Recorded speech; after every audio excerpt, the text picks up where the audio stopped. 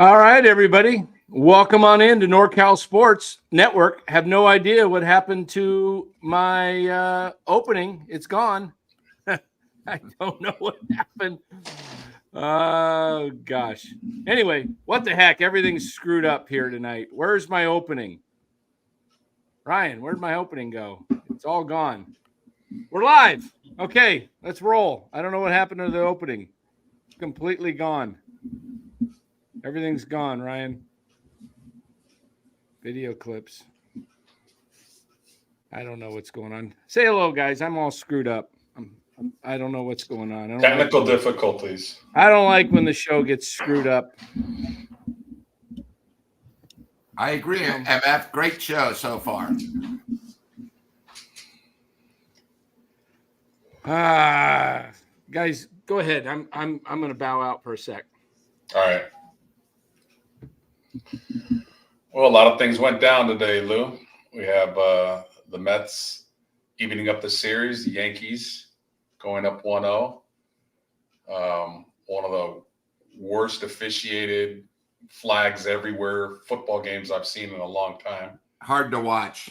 Oh, God, you couldn't even get any rhythm. It's just like, Jesus. Yeah, that was pretty disgusting. But yeah. And look, since I know Dan did a show, I'll just talk about something. And we talked about this last night.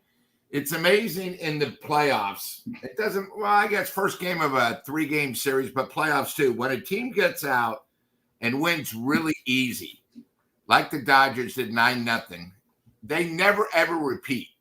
And, the Mets today, we talked about this last night. We knew they'd be tough. They got a pitcher right now who's hot as a pistol, who's got his new arm slot that's been really tough. And to tell you the truth, when the Mets got the lead, I didn't think they were going to lose. Because, you win easy. You get 9 runs, 12 hits. The best thing for the Mets is coming back in less than 24 hours. Yeah. And they did what they wanted. They got one game, and now, they get a day off, fly back. And, boy, New York's going to be rocking. You know what I mean? For the Mets. So that's going to be one expense. What's a more expensive ticket?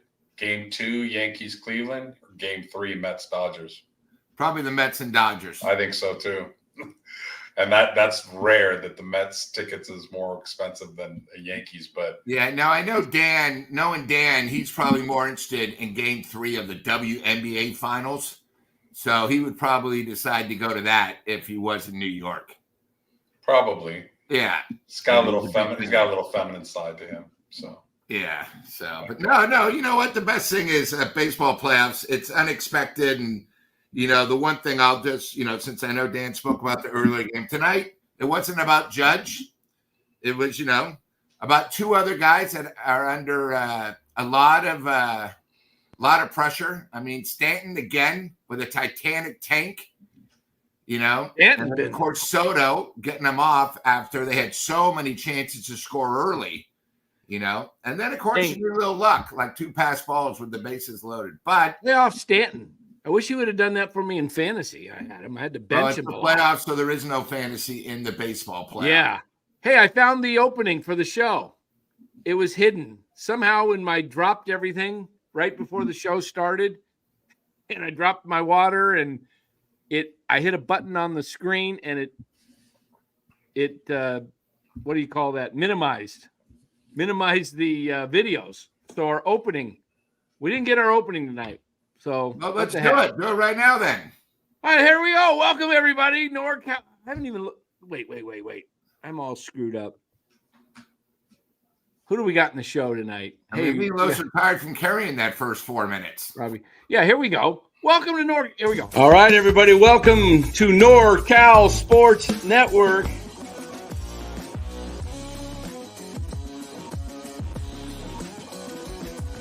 And this is the same hat that Brock Purdy's dad wears. Chat loves it when Marty Lurie comes on. Anytime you lose a game this time of year, when you can't go backwards, it's a problem. There we go. Take 2. Now we need the band. There we go. Welcome, everybody. Now I feel better. All right. I noticed. I bet you could do for the Giant highlights is a photo of Samardzija. Boy, you picked. I guess that was done. That's that was reaching. done. done by somebody that put that together, and he wanted to do it. He did a nice job. And No, great job. I just sort of even forgot Samardzija pitched for us. Yeah, Samardzija, yeah. My last memory of Samardzija was him knocking out what's his name, Morse, with his shoulder into the head, and Morse's career was done, all over that hit pitch by Hunter Strickland of Bryce Harper. Yeah. I still can't remember he was that good. I mean, I remember he was a great wide receiver for Notre Dame, but that shows you how far the Giants have fallen. They can't even have a baseball brawl right and knock each other out. Wow. Well, yeah, we were just sort of. Oh, sorry, I was going to say. I can hear you guys were talking a little bit about the Yankees, and then we did the Dodgers post game earlier today. To me, that series, Mets, Dodgers, and guys, we're going to get right into the Niners here in about 5 minutes. Okay, we're just going to do a little potpourri, little sprinkling of the two baseball games and the football game tonight. So, yeah, we missed the Sharks, Cliff, in that intro. Yes, we need to get the Sharks in there too. We got to update a few things, but I got the Mets in 6 or 7 just because I think the Dodgers pitching. I mean, you're gonna have Walker Buehler going Wednesday night, and then that will be game 3. Yamamoto's game 4. And you don't know what Yamamoto you're getting. Are you getting Yamamoto that pitched game 1? Or are you getting Yamamoto that got rocked a lot for the last 5 games or so? Roll of the dice. We don't know what we're going to get. Something tells me the Mets will get – I think the Mets take 2 or 3 in New York. That's what I'm predicting and hoping. I'm hoping they take 3. I hope they just end it in 5 would be nice. But something tells me the Dodgers will figure a way to get 1 with – I mean, you're going to have a bullpen game most likely if it goes to game 6. The Dodgers don't have enough pitching. A bullpen game in the playoffs. This will be the second one. They are out of pitching. They have 2, I guess they're really 3, but Walker Buehler's not much. So they basically have Flaherty and Yamamoto. I don't know. I'm thinking that's going to catch him. It should. It should catch him. Yeah. It should catch up to him. So we've got our Niner studio in the background here tonight. And but guys, I didn't even watch hardly most of the American League game. I like watching the games, but when football's on, to me, football trumps baseball. Even playoff baseball? That was a bad football game. It was a bad football game, but if it was a National League game, I'm watching. But actually, the truth is, I have YouTube for my provider, and they split the screen. So I watch both games, but I have the sound on the football game because I can follow a baseball game and know. I mean, I can follow both, but I prefer the sound, the commentary on a football game than a baseball game. It'll be interesting to see what the ratings. I know we talked about last night's ratings, with the Mets and Dodgers going against the football. But tonight, the Jets aren't the number 1 team in New York. Let's remember that. The Yankees, it's all about that. So tonight, the Yankees against the Jets. It'll be very interesting to see, even though football's Godzilla, how the ratings compare, especially where they're both playing in New York. Los, I mean, it doesn't I think it's close. I think it's close. The Yankees are pretty much a monster in New York. Yeah. I mean, if that was the New York Giants playing tonight and the Yankees, that's a little tougher because, as I say, spending time back east, I know how they work. If you're a Yankee fan, you're a Giants fan. If you're a Jets fan, you're most likely a Mets fan. They both came later. It's kind of like Raiders, A's for the most part, Giants, Niners. People tend to. There is crossover. There's a lot of crossover. There's a lot of weird combinations I've seen recently. Yeah, there's a lot of crossover, but the predominant Jets fans, and if they're baseball fans, are more Mets. Mets came around in 60? Was it 60 or 62? Whenever they started, I'm not sure their first. And then the Jets came in the 60s with the old AFL. So, and then, Yankees and Giants were the established teams. You think they purposely had the Mets and the Jets rhyme off of each other when they created those teams? Or that's Something just a like coincidence? that. Yeah, I don't know. It seems like it. That's kind of what I thought. Mets, Jets. Well, the Mets, I have an affiliation for a little bit, halfway, because their colors are Giants and Dodgers, orange and blue. Yeah, I had the hat on earlier today. It's right up there on the wall. That's a clean nice hat. It's a clean hat. Yeah. It's a very, very clean hat. I don't know if the orange is – it's hard to say. I've got the Giants orange.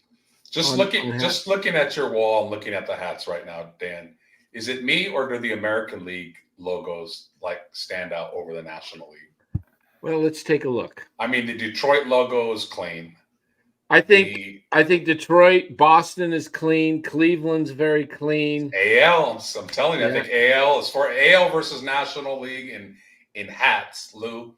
I think the AL wins as far as just the logos and the hats being clean. That Yankee hat's very clean. Yep. Even the socks is clean there, even though it just says socks. I mean, Blue Jays. KC's very clean. The Orioles is old school with the orange. If I was looking up there right now, as I am, the hats to me that are the most jumbled are the Blue Jays over there. And the Blue Jays, the Diamondbacks is a little bit, and the Brewers up there, and I'm not crazy about that.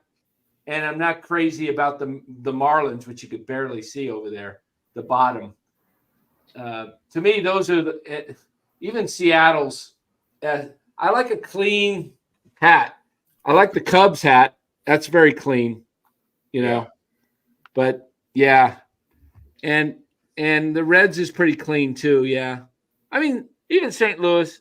I mean even for that matter, the Giants and Dodgers pretty clean. But when you just got one letter, probably the cleanest hat up there is Detroit or Cleveland. That's C, just a C. For But Coach, I think the most Coach classic. If you wanted me to pick out the most classic hat up there, and I'm not a fan, let me get a little walk over here. Can you guys see him? Twinkies. Can you guys see him over there? Oh, the ones on the bottom? No, the whole hat. I think the cleanest hat on that wall is the Yankees. Orioles. Is the Yankees? Yeah, to me, it's the classiest hat. It's the classic. It's the most recognizable, that's for sure. Yeah, I don't know that D has always been because it's such a fancy D. It's very different than the other ones. true. It is.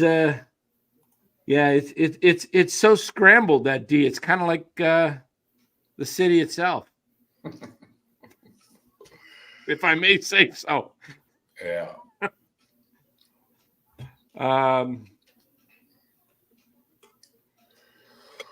Yeah, I agree with you, YouTube user.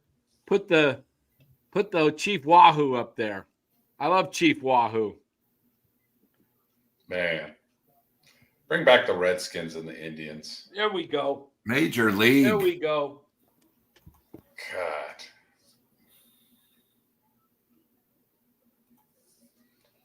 Yeah, that teal color with the Marlins was clean. That was clean.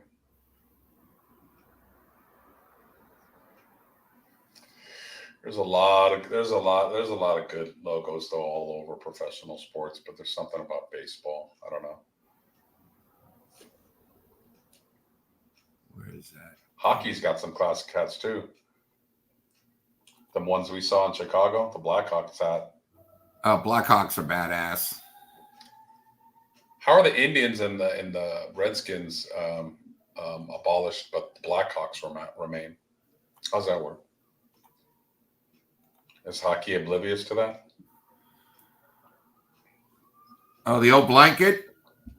Hockey's a badass sport. They just don't mess with anybody. They just screw it. No woke crap. You know, the players, they don't accept this woke stuff. They're not gonna. And you got to love the sweaters, as they call them, the jerseys. Yeah, I love some of the hockey players. There's a couple brothers. I can't remember which team. It was like Pride Night or whatever. We're not wearing no Pride shirt. We don't believe in it, so they didn't wear it. Same thing with the hats. You remember, if you had your grandfather, then you didn't have to wear the hat. Yeah, exactly. Here's hail to the Redskins. Hail. God, I couldn't stand the Redskins in the early 80s. I know, beating the Niners. There's a blanket right there. Redskins fleece trophy. And I had a Chief Wahoo. I got a Redskins long sleeve shirt too that I bought. I got it somewhere in my closet. And what was the pigs called again? Were they pigs or pigs? What was it? Their sort of cheering section? The Hogs. The Hogs, yeah. Yeah. How about this? See this right there? Oh, Cleveland Indians.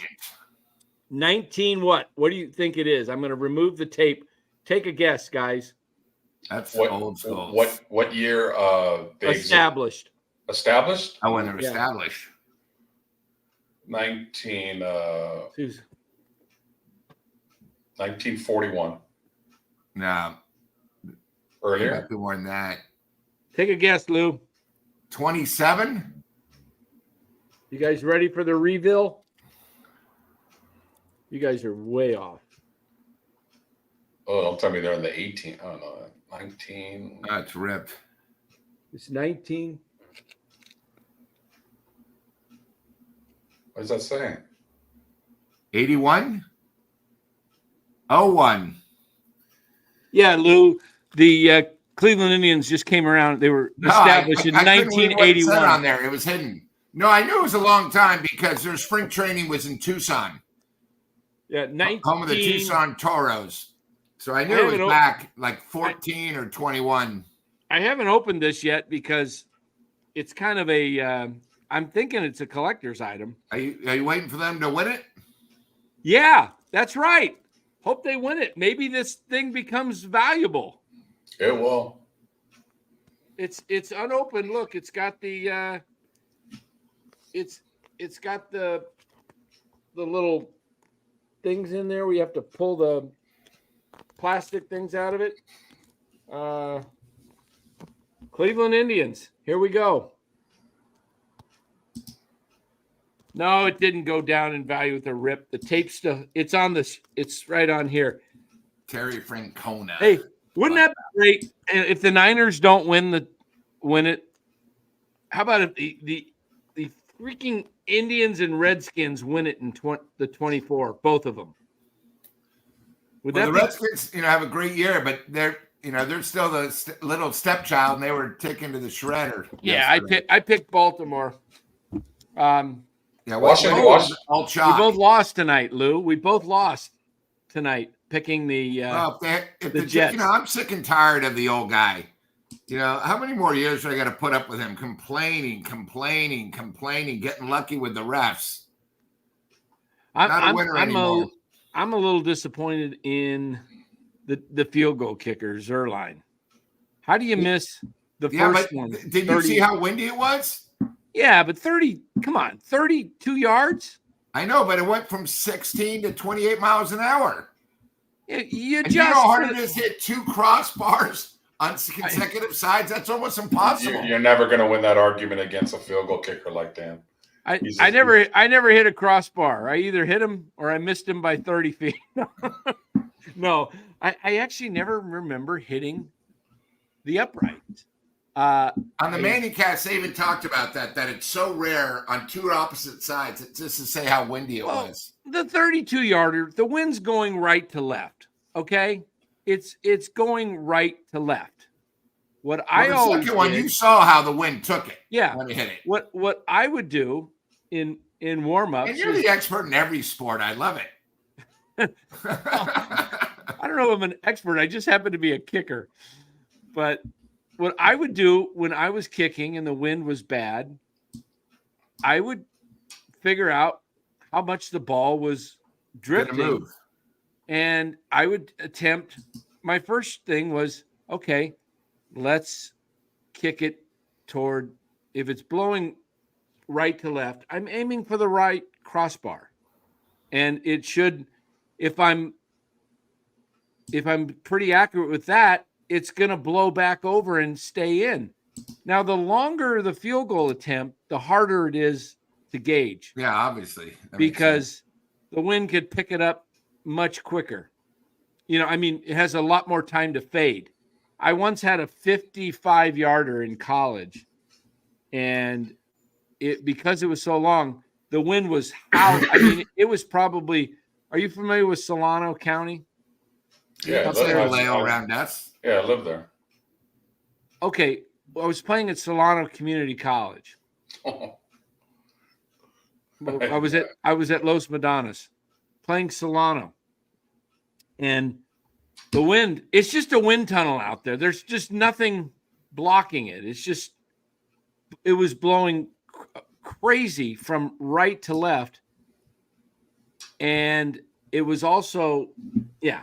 So I kicked it like way outside the right, and it just took it because I had to kick it kind of low to keep it from, you know, the higher you get up, the wind picks it up more. So I tried to beat the wind. It still took it and went wide. Had plenty of distance, but it was at least 10 yards wide. It really wasn't close. And it's like, dang, it is hard. But 32 yards, not hard. Not hard to judge the wind. Really not. Not for especially a professional. Come on. He's got to be able, he can't hit the crossbar. He can't hit the crossbar.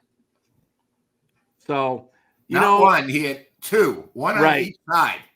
What are you guys thinking of Detroit losing Aiden Hutchinson? Do you think they go after Reddick? Yeah, Hassan Reddick. I think the Niners should pick him up to block. That would be a smart move. Plus, could you imagine substituting, doing a three-way, you know, like giving Boza a little time off and going Reddick and Floyd, and then Boza and Reddick, and then Boza and Floyd, and just rotating at times? I mean, that's a big loss. That's a huge loss for them. Yeah, they're going to go get Reddick because I said if the Jets lose tonight, not good for the Niners, because that makes Reddick, I think, more likely to get traded. Because once the Jets realize they're going to be, you know, on the outside looking into the playoffs, I think they deal Reddick. Yeah, I mean, they're going to do something, because right now, through week 6, they're the team to beat in the NFC. They are the team to beat in the NFC. They were my Super Bowl pick. They were my Super Bowl pick. Did we play them here or there on that game? Here. We play them in Santa Clara. We play them here. But Detroit can finesse you with their speed, with their weapons, and they can just run the ball right through you because they have the best offensive line in football. Yeah, to beat us last year. Oh, look at this. Yeah. Look at that, guys. Nobody cares about the Redskins. You should. What's going on here, Los? All of a sudden, you should care about the Redskins. It's a moneymaker. I'm telling you. I feel like we're doing a garage sale here. I guess here we go. Yeah, selling. Here's what the Niners ticked me off. Do you remember the 2010 draft, Los? 2010. For the Niners. First pick, Anthony Davis. Second pick, Mike Lupati. What did Harbaugh do? How many times do you remember that team driving on a 10-play drive or longer and never throwing a pass? They didn't have to. They just mauled you. He mauled you. And do you know what we did the other night? We pulled up the Pro Football Focus of the top tackles. Who's number one? All time? No, right now, this year. Who's number one? I don't know if it was just for last week or whatever it was, but Pro Football Focus offensive tackles top. Paneso. He was third. Trent Williams. Trent Williams, number one. Do you know who number two is? Tristan Wirfs. Yeah, and the Niners could have had the top two tackles in football. And what did they do? We saw him tonight, guys. Number 54, Javon Kinlaw, out there with 3 penalties in a row. What a disgrace. Back-to-back problems. And what a joke that was. Who drafted Javon Kinlaw? Did the Niners know anything other than drafting a defensive tackle or edge rusher for their first pick? I mean, they went Solomon Thomas in 2017, passed on Patrick Mahomes and Deshaun Watson. And then in 18, they took Bosa. I can't remember 19's pick, but 19 was Bosa. 19 was Bosa. No, 18 was Bosa. Yeah, no, 19 was Bosa. 18, you're right, was I'm afraid to look. Yeah. But it's not something talked about a lot because Christian Wirfs, and Wirfs is a right tackle too, which is amazing, right? And they moved him to left tackle. He didn't do as well. But he's a right tackle. Obviously, Trent's the greatest, if not the greatest, he's in the argument for the greatest left tackle of all time. That's for a trade. And you could have built this team, and now you are plugging and playing guys that and you've got all these weapons. I just don't get it, man. Yeah, McGlinchey was 18, right? That's right. They picked McGlinchey, and then they traded in the draft the year they traded for Trent. They traded that pick to give Washington or Tampa the pick. They move up. Niners move back, and they let Tampa pick up Wirfs, and they picked up Williams the next day. That's twice they've done that. They did it this last year again.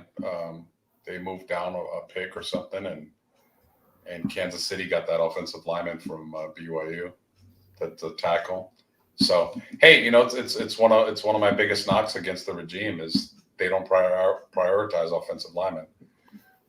Their best lineman is their best lineman are Trent Williams first round, Banks second round, Pooney third round. No coincidence. And their worst offensive linemen are Brendel, undrafted free agent, and McKivitz, a fifth rounder. So you want to take that next step to the Super Bowl. You might want to have drafted a better center and a better right tackle to protect your excellent quarterback and your playmakers. But it's just not something that they do.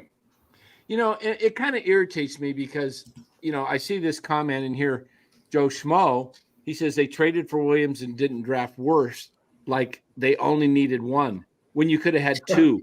I know. And what did the Houston Rockets do when they had Ralph Sampson? They got Olajuwon. They got Olajuwon, right. And where did it take them? To the finals. They ran into Boston. They ended up winning it 1 or 2 years in a row. Houston did something like that. But my goodness, take if I don't know.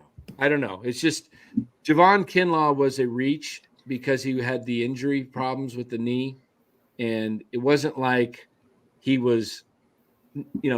Here's my thing, Los. If a guy has injury history, at that age of 20, Don't draft stay him. away.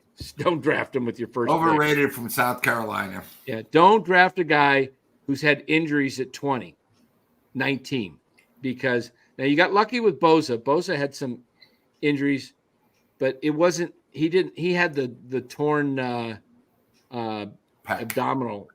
Yeah. What was it, like a hernia, sports hernia or something like that, or an abdominal. Was that an oblique? I'm not sure. He had something, but it wasn't like, and he did have a knee, I think, Bosa, maybe either high school or first year of college, but it's, and then he got the knee, the second year he lost, but he's proven to be pretty durable.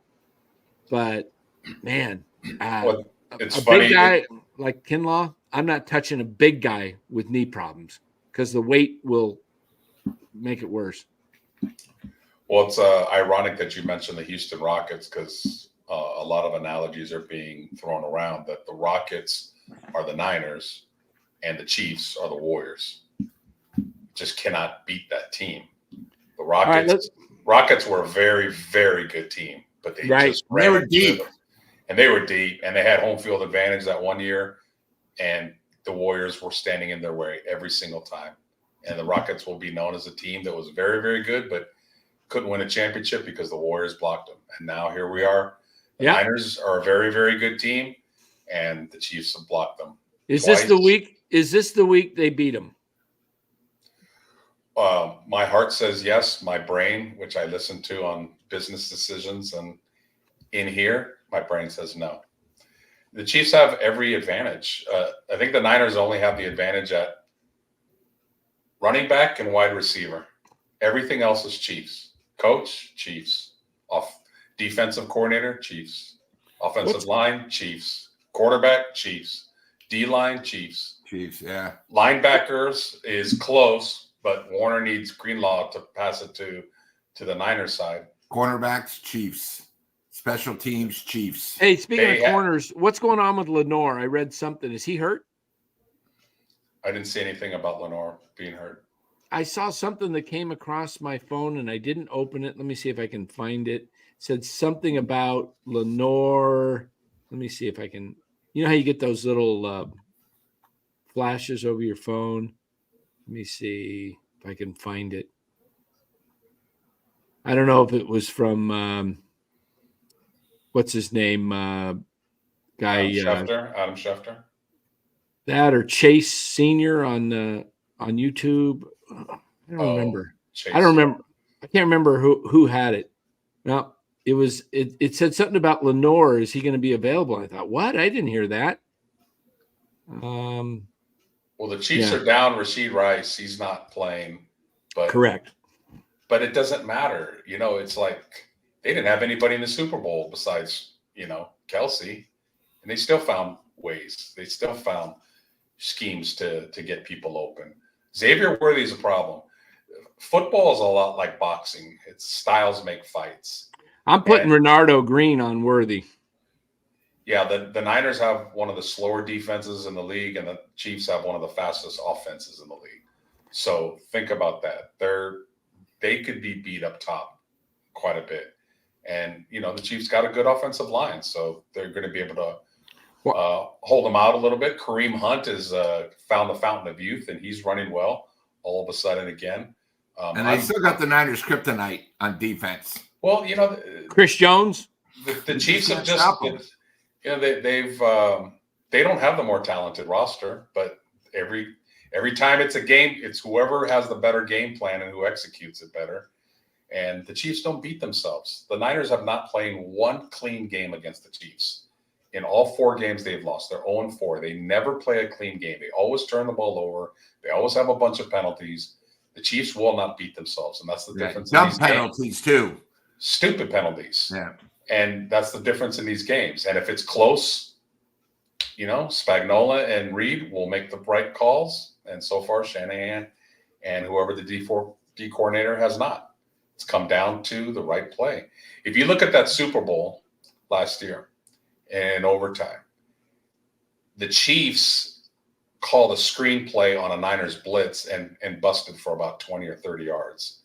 And that's something Shanahan does not do.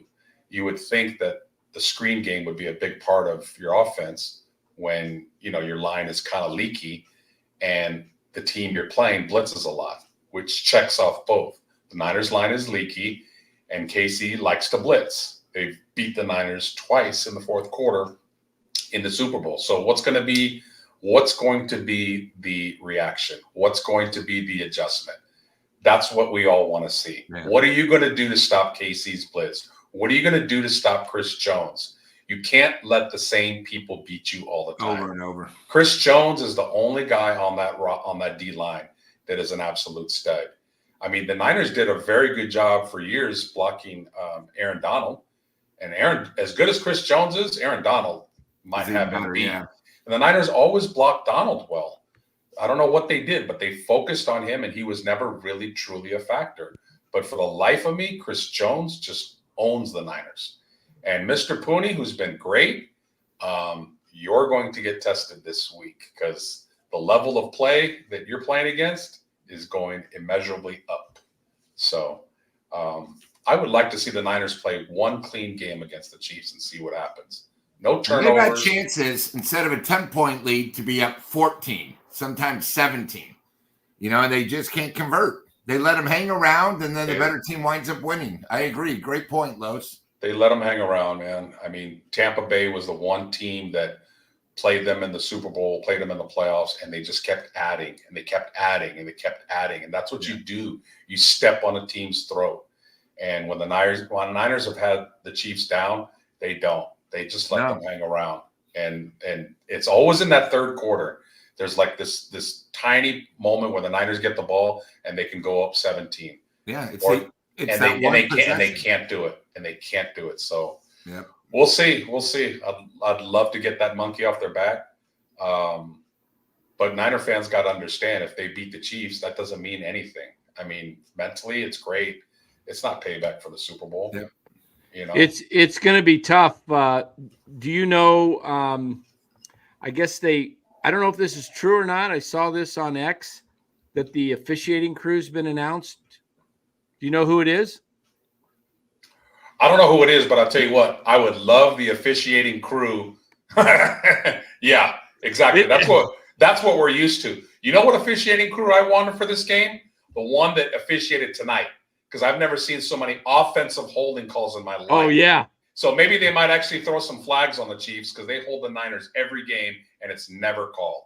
Maybe I don't know if this is true. They're saying this is officiating crew has been announced for Chiefs 49ers on Sunday. That's Bill Vinovich, who was the lead referee for both Super Bowls against the Chiefs. If he's back again, they can't be doing this again, can they? I wouldn't be surprised. I mean, they scheduled the Chiefs to play us with a bye. It's a joke. I think it's a joke. It's always some conspiracy. Look at the practice fields before the Super Bowl last year.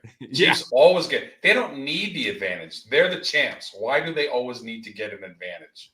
I agree. Yeah, I think it's a joke, but that's pretty funny. That is pretty funny. That's I've got a I'm sorry, Dan, and that's another reason to lose point. That's another reason why you don't keep games close. If you keep games and let teams hang around like the Chiefs, then a call or a fumble or a penalty is going to get you beat. That's why if you have a cushion, then it doesn't matter. And that's what Shanahan has got to get to the next level. He has got to start beating teams. He has the best roster in football, arguably. He needs to start acting like that. In the last 3 years, name games that Shanahan has blown a team out. The Eagles come to mind. Cowboys come to mind.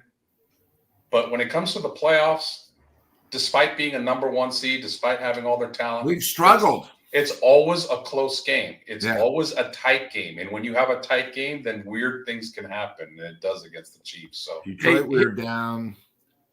Here's something you come back. Did you see the Lions? They were up 31 points and they ran a flea flicker. Yeah. To the lineman. That's why I love Ben Johnson. Like Yeah. people were laughing And- at me about Ben Johnson coming And to the Dan Niners. Campbell. And Dan Campbell, he says, stick this up your, That's why I like NFL. We're not going to let the refs have any say in this game. None. To use Zero. an analogy, Detroit likes knocking people out in the second or third round. Yeah. The Niners like to dance for the last 4 or 5 rounds and hope that it goes to the scorecards. Yeah. Check this out. Got a couple things from Ryan Evans. One of these things, Mark Graves just alerted me to, and I want to share this tonight from the officiating. This is Ryan Evans says, this DEI ref has called so many penalties he forgot which way the announcement camera was. Woke liberals have officially ruined the game I once loved. All right. He's a guy from ESPN. I followed him now. I like somebody. Let me get the volume on this and we can. That was after a field goal, the play. This was after they kicked the field goal. It was unsportsmanlike conduct, so they kicked from the 35 or 40-yard line of the other team. It was a joke. Improper conversation with an official that counts as his first force disqualification. Kinlaw. Niners scrub. That's from YouTube. Well, I'll tell you this, guys. I don't know if you were in the group text, Lou, but I sent Dan and the other guys, if you were in there, a photo of me meeting Brock Purdy's parents this last weekend. Got to meet them.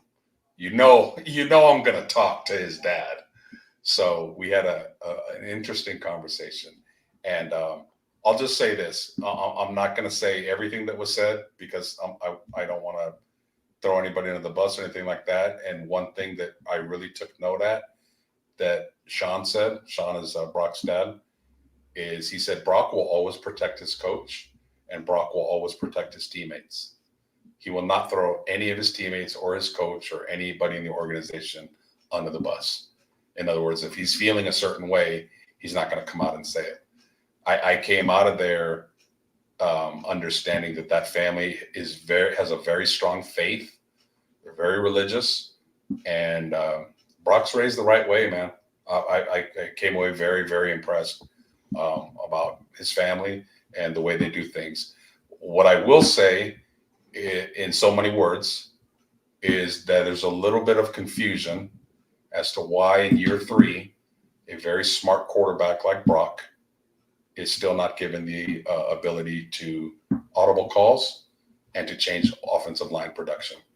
And I'll just leave it at that because I don't want to say any more than that. Let's just say that there's a little bit of confusion as to why in year 3 that freedom is not done, because the best quarterbacks are given that freedom by their coach. I trust you. I trust your eyes. I trust what you see. If you see something that's not right, change the play. Yeah, you'd like to see that. You would definitely like to see that because every NFL quarterback audibles at the line. They look, they see, you'll hear, hey, 57, or they'll look at this guy and say, watch it, and they'll make the change at the line. And how many times, Dan, do you see the quarterback come up to the huddle and he's looking around, he's looking at the direction, he's going? Yeah. You never see Brock do that. Never. Right. And I'll just say this, Dan, Lou, why isn't he given that authority? Why? In your opinions, why isn't he given that freedom? It's Kyle's word, and that's it. Thank you. You're welcome. Yeah, that is. I mean, you're going to have to at some point trust the quarterback because at some point, and it's probably already happened, that Brock knows Kyle's offense better than Kyle knows it because he's running it and he sees it. He sees everything in real time. Kyle's looking at it from a distance. And yes, he's looking at the film and he's dissecting things. But once the play call is made, and if that defense is set up to stop that play you called, then the quarterback has a better idea, most likely, what is going to work, what's not, because he could see it. Kyle can't see the play before he calls it, the defense. No, he's on the side of the play. Exactly. Is And that you put somebody in motion because maybe the play is for zone when actually it's man to man. And, it's like, yeah, that makes a lot of sense. Is that just straight up Kyle's ego that he has to have credit? His offense has to take I don't think it's the credit. I think it's a lack of trust. I think it's, you see it in some parents, right? Some parents are afraid to do anything to let their kid, their toddler, do anything outside of their care. They will not let that toddler, do anything as long as they're not there. Okay. Hey, grandma and grandpa or whatever want to take that little guy or girl to go get ice cream. And they're afraid that maybe you'll take your eye off of them or something like that. And so they don't let the kid go. Well, what is that? It's fear that's making them controlling. I think you're onto something there, because one thing I hear from a lot of the beat writers, whether it's Mayoko, whether it's Lombardi, whether it's any of them, Grant Cohn, I hear the following phrase a lot about when they're describing a player. The Niners don't trust him yet. And it's not the Niners don't trust him yet. Kyle doesn't trust him yet. Whether it's a defensive player or an offensive player, it's typically a young player. I hear that so many times. Oh, the Niners don't trust him. Oh, the Niners don't trust him yet. Oh, Jordan Mason, why isn't he playing? Oh, the Niners don't trust him yet. Oh, Jacob Cowing, why isn't he playing? Oh, the Niners don't trust him yet. D. Winters, fast as hell. Oh, the Niners don't trust him yet. But you trust DeAndre Campbell, who can't cover my grandmother out in the flats. That is a big problem, and it's been a problem for years. Or Bell's still on the team trying Dan, to Dan, you hit it right on the head. Trust. I don't know why he has trust issues big time. I mean, I don't know if his first 5 girlfriends cheated on him and dumped on him, and maybe he has trust issues in his football life. I hope not. But he has serious trust issues because he's keeping some young, good, talented players on the sideline that could be helping this team. Last week, we saw the young guys step up. The young guys stepped up and were a big part of that win. So this is something I have felt for years. And to me, Kyle's got to put the best 22 people on the field, the best 11 defenders, and the best offensive players. Absolutely. Throw out the stupid roster politics. If you spent money on free agency on Campbell and you got to go to York and said, we made a mistake, that's our – York should say, put the best players on the field. I don't care about that. Yep. And you know what? We are now going to bring in a legend who has not been here for a few months, but it's football season. And we bring him back. The great Sean Proctor. I hit the wrong one. I meant this one.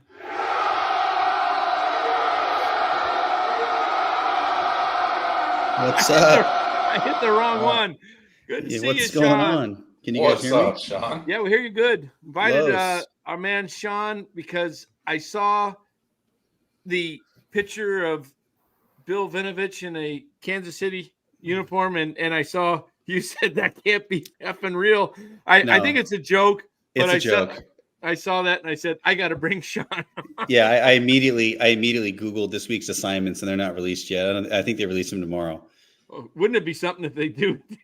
Oh, that would be the biggest slap to our face ever if they troll us with Bill Vinovich. Nice to meet you, Lou. I don't think we've ever met. Yeah, hey, Lou. I've seen your work. You do a great job. Oh, thanks, Lou. No problem. Los, how you been, brother? Good, man. What's up with you? Hanging in there, working, got the kids cooking, watching sports, the usual. Good. You playing fantasy this year?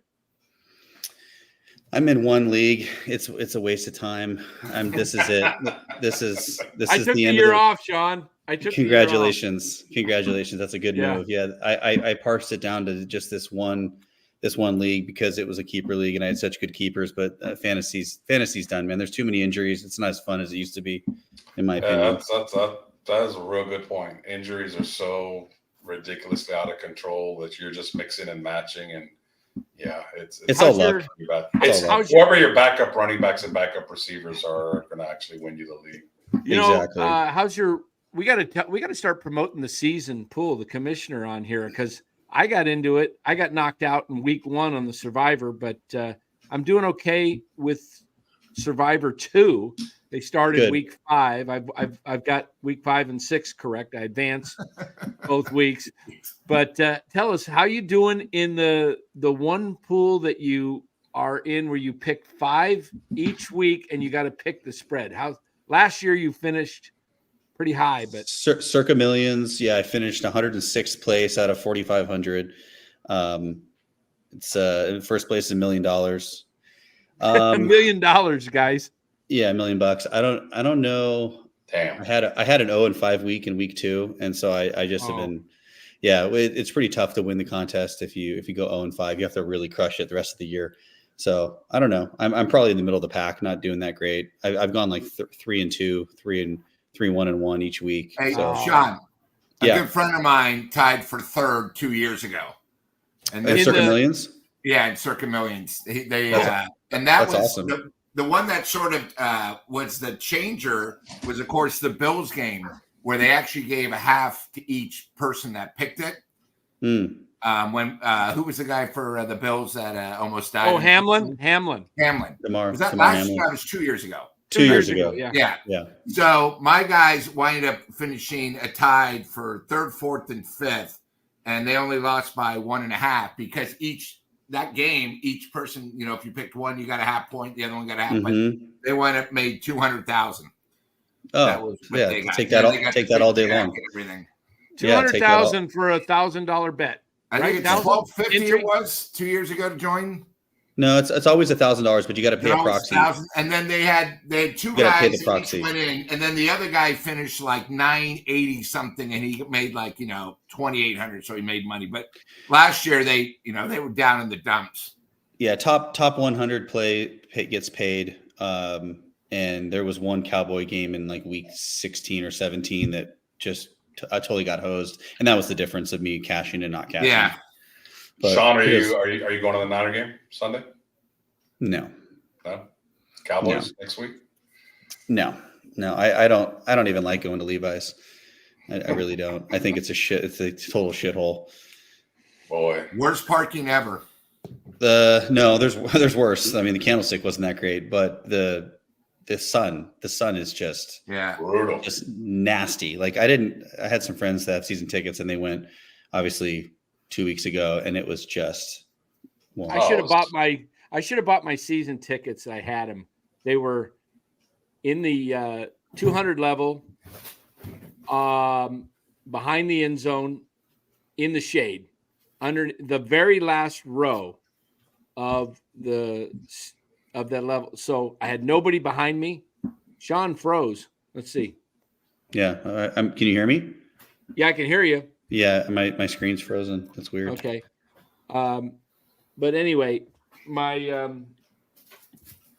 what I was I should have grabbed those tickets, because if I would have taken those tickets, they would have been worth money, because of the teams, people want to actually go to the games. Sean will just rejoin us here. He'll rejoin. But well, getting back to the Niner game, I mean, I don't know. If they play a clean game, they got a shot. I think they got a decent shot. It's just the Kansas City game. Yeah, they rarely play clean against Kansas City, and Kansas City does play a clean game. I'm sure. I mean, you talked about the stats the other night on Kruger's show that I texted you. Like this Andy Reid off of a bye, it's just the insane numbers. Insane. Like he's 20. What was it? 28 and 28 and 3. 28 and 3 straight up, and then against the spread, he's like, I don't know. I guess we can look it up. If the Niners start Campbell at linebacker, they're in trouble. Rest assured, if they're stupid enough to start him again after not playing well, then rest assured, Andy Reid is going to isolate him, and they are going to eat all Over game and over long. and over. If they start Campbell again, I swear, that is not genius. That is just complete Of course he's going to. I mean, Watch this Campbell guy have won't- two pick sixes now. This guy won't even cut Ronnie Bell when he costs him a game and he can't catch a football. Well, So I can't take him seriously as a coach. I can't take John Lynch seriously as a GM if you keep that guy on the team. There's just no way around it.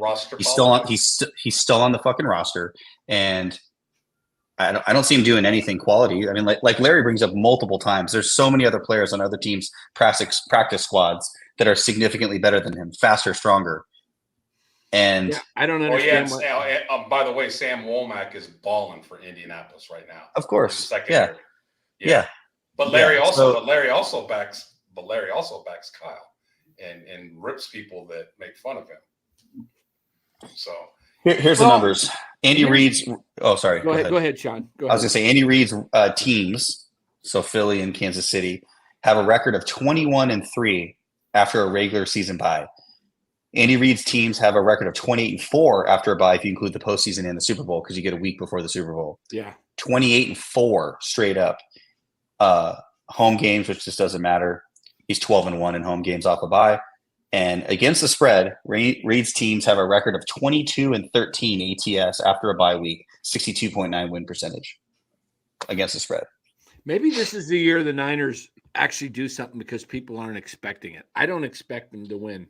I expect them to lose. Are you surprised at the point spread?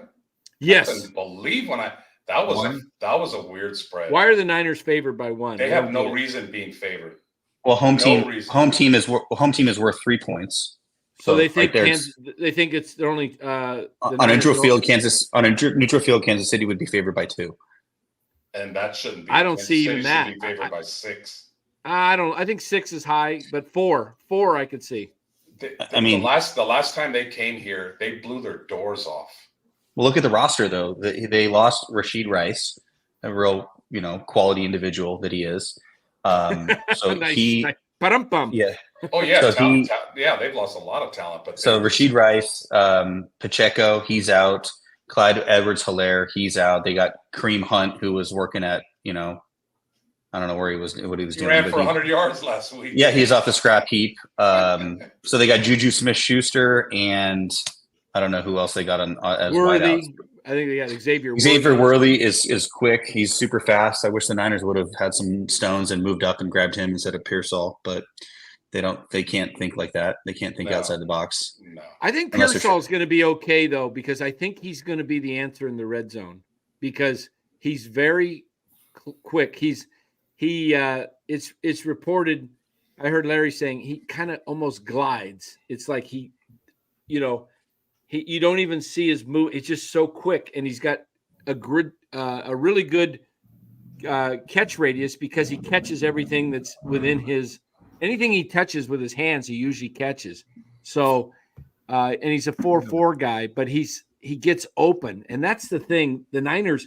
People say, well, what's the problem with the Niners in the red zone? And I've been saying this for weeks, and I said they don't get any separation. They're receivers. Deebo Samuel, I'm sorry. The guy has no shiftiness at all. His hips do not, you know which way that guy's pretty much going when he's going on a route because he doesn't – if he starts to move one way, he's probably going that way. He doesn't go doo-doo. Like Ayuk can. That was the mistake contract. Debo was the mistake contract. They have the answer in the red zone. Their names are George Kittle and Juwan Jennings, 2 tall guys. You don't go to short guys in the red zone. Did you see Jennings against the Rams? He's 6'3". He had about a 40-inch vertical and went over the guy. Do the Niners ever run a fade route to a 6'3" wide receiver that can jump? No, they do not. Do they ever use Kittle in the red zone very much? They did last week. Oh, it worked. What's Kittle done against the Chiefs in the Super Bowl? You know what he's done? He stays in the block to protect their old line. The whole time. Kittle doesn't do anything against the Chiefs because he has to protect the right tackle. The one time in the first Super Bowl at the end of the half, He got that nice catch Offensive down the pass sideline, and they interference. called offensive pass, which was a joke. Horrible call. That was a terrible call. But my point is Kyle doesn't use the weapons he has down in the red zone. He has Jennings and Kittle. Those should be your two guys in the red zone, not Debo and Ayuk. They're smaller guys, and they do yards after catch. Sorry, when you're inside the 10-yard line, inside the 20-yard line, the field condenses. I mean, that's common sense. It's a mortgage guy that's telling you that and figuring that out. The coaching staff can't figure that out? Come on, man. That's the shit I get frustrated. That's the shit I get frustrated with. I think Kyle's play calling in the red zone has been pretty weird. Like, I'm just like, run the ball. Like, you're on the 4-yard line, 5-yard line. Just, you got Mason, just fucking run the ball. Run the ball 4 times. Physically. But he tries to like outthink everything, and He tries to be cute. Yeah, he tries to be cute and like, oh, they're thinking I'm going to run, so I'm going to fucking pass, and I'm going to get Purdy out in space. Yeah, but it's so weird. Just keep it simple.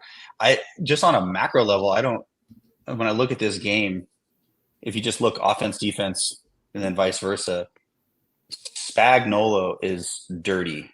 He is a really, really, really good defensive coordinator.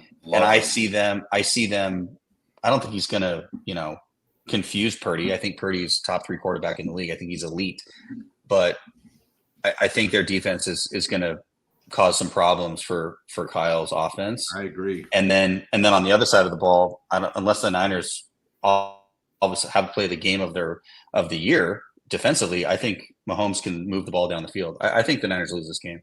I do too. Really, I do. And again, it's not because of talent. It's because Kansas City will just have a better game plan. 1,000%.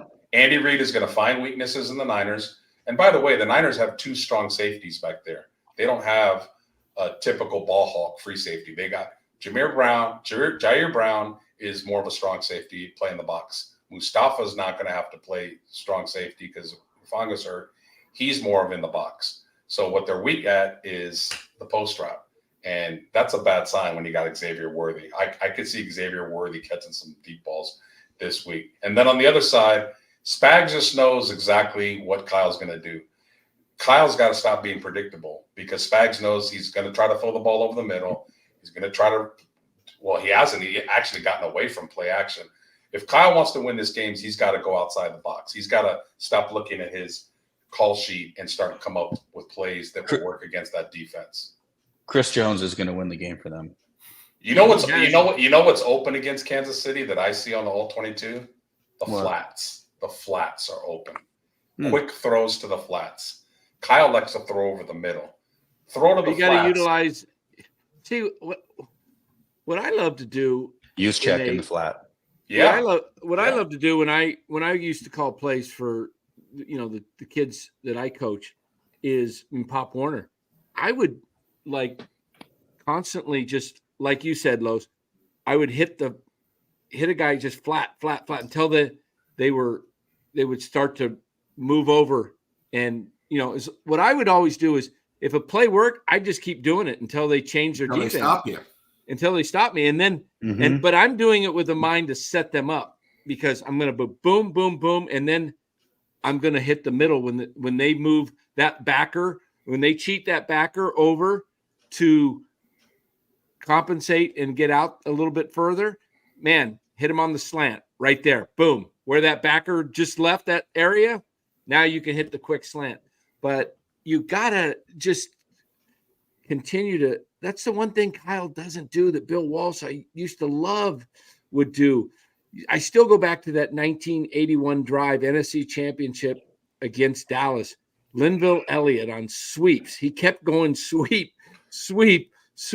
Why? Because the Cowboys were not changing their defense, and it kept working. They played 7 DBs on that drive. Yeah. And that's the difference between a genius and a very good coach is he saw what the defense was playing and said, oh, you're going to do that? Okay, I'm going to do this. It's like a defense playing goal line against you and you keep running the ball. Yep. Like it's chess. It ain't checkers, man. Like that's where you need to take the next step because Andy and Spags have gotten you the last 3 times. So time to step up. The flats are open. I'm telling you. Dan, remember that play I keep going back to, that cow play, that 4th down play. Yep. High formation, 4th and 1 or 2. They play action. They roll the quarterback out to the right to get away from the pocket. He didn't just stand there. They faked the handoff, and then they threw to the running back in the flat for about 15 yards. Oh, I would love that play for the Niners. That would work every single time because defenses are playing the middle of the field. They're not playing the flats. You want to screw Spags? That's how you screw Spags. Throw the flats. Right. And use Purdy's legs. Hey, man, remember when the Niners couldn't move the ball against Dallas and they played him in the regular season? And I think Mike Shanahan was the offensive coordinator, and he said, hey, Steve, we're going to run you on some bootlegs. Man, it worked every single time on them. Every single time. Purdy is not a statue. Use his legs. By any means possible, move the ball. Because what you're doing right now is not working against them. They've put up, what did they put up? 19 points and 19 points in 8 quarters against that defense. It's not good enough. Bolton's really good too. Oh, their linebacker, their defense is excellent. Yeah, it really is. I'm saying, I don't think I just looked at it right now. If the spread's down to 1, it was 1.5, and now it's 1. Is Mason? Yeah, I keep saying it's going to be moved closer to even. I wouldn't be surprised if the Chiefs are ahead. Is Mason questionable for the game? I'm gonna bet it. I'm gonna bet it right now. I think the Mason was practicing today in a blue top, meaning no contact. So he's not ready to. They're hoping he's ready, but that AC joint is very painful. And the problem is you get hit, and as much pounding as he takes, and as physical as his game is, he delivers punishment. So I don't know if he's going to be 100%. It's going to be a pain tolerance thing, I imagine.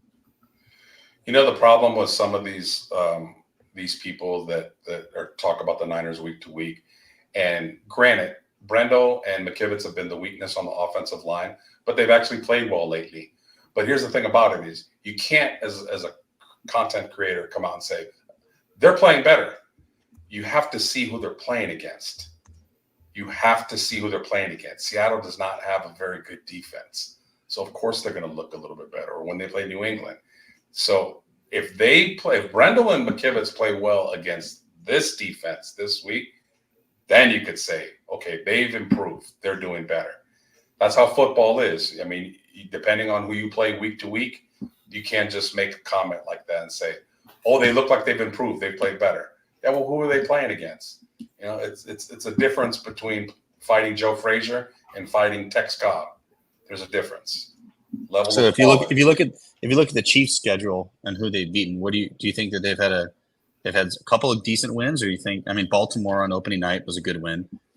Here's the thing I think. I'm sorry. Go ahead. They beat Cincinnati. Yep. Cincinnati was shit in the early part of the season. Still are kind of shit.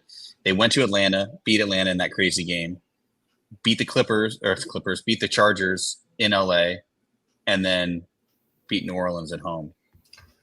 I think the Chiefs sleepwalk through the season.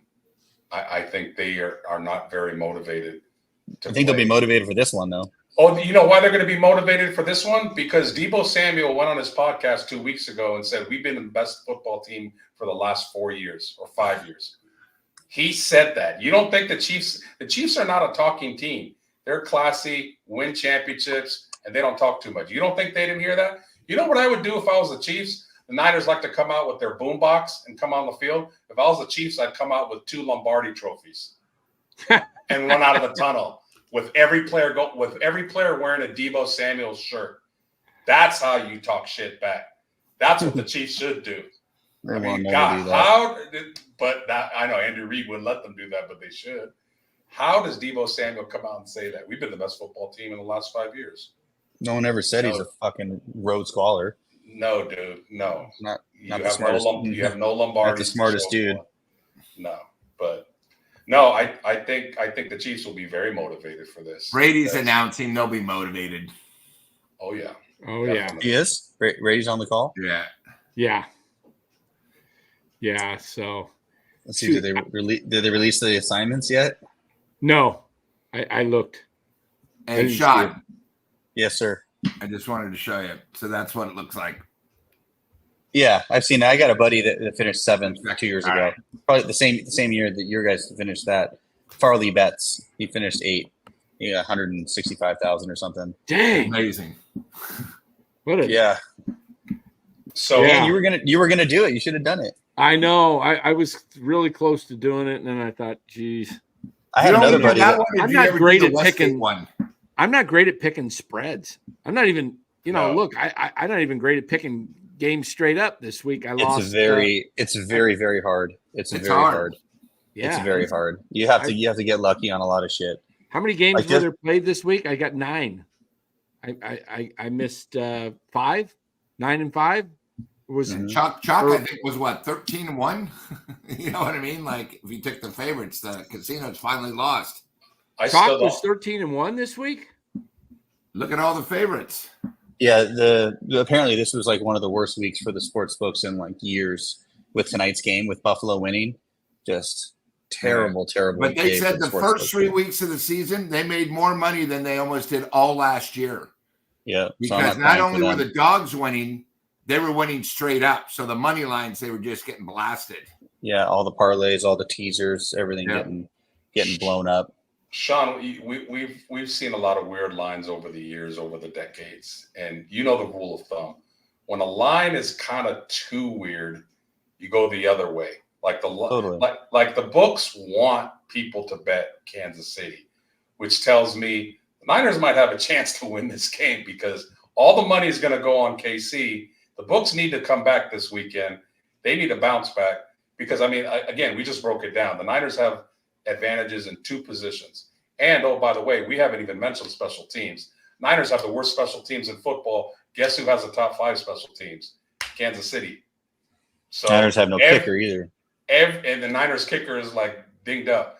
Every advantage is Kansas City's, and this line is basically a pick-em. That's a weird line, man.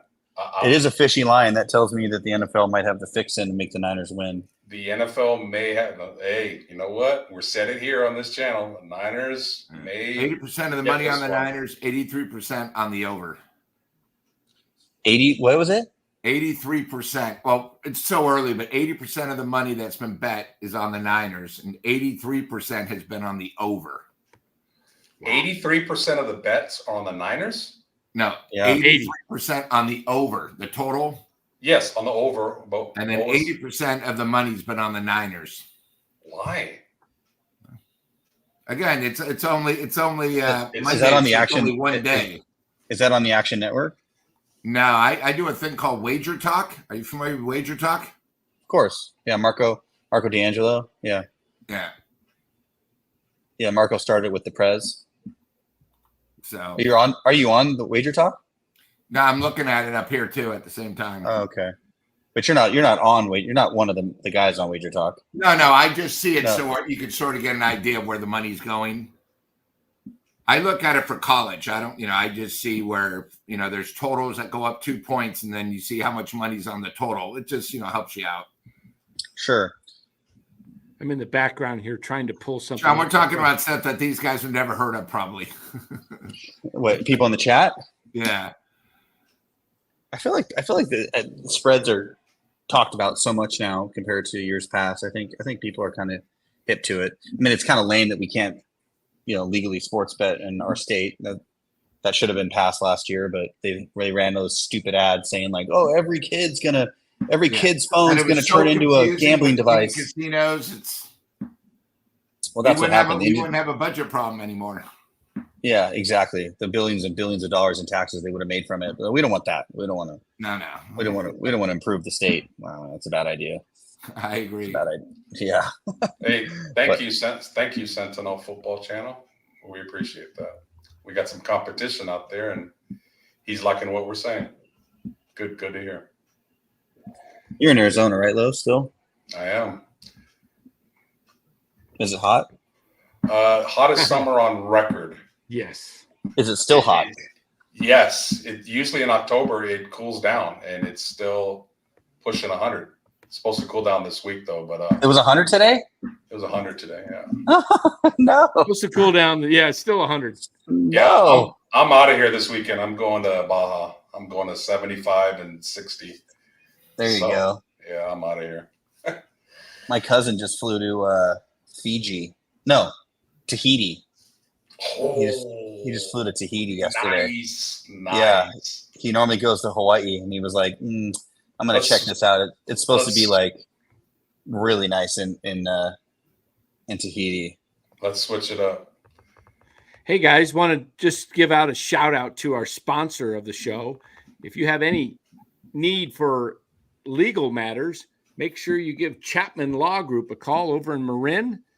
Chapman Law Group, they'll take care of any need that you have except family law. They don't get into the divorce stuff, but if you have any other needs, you need litigation, you need just some advice, maybe give Chapman Law Group a call.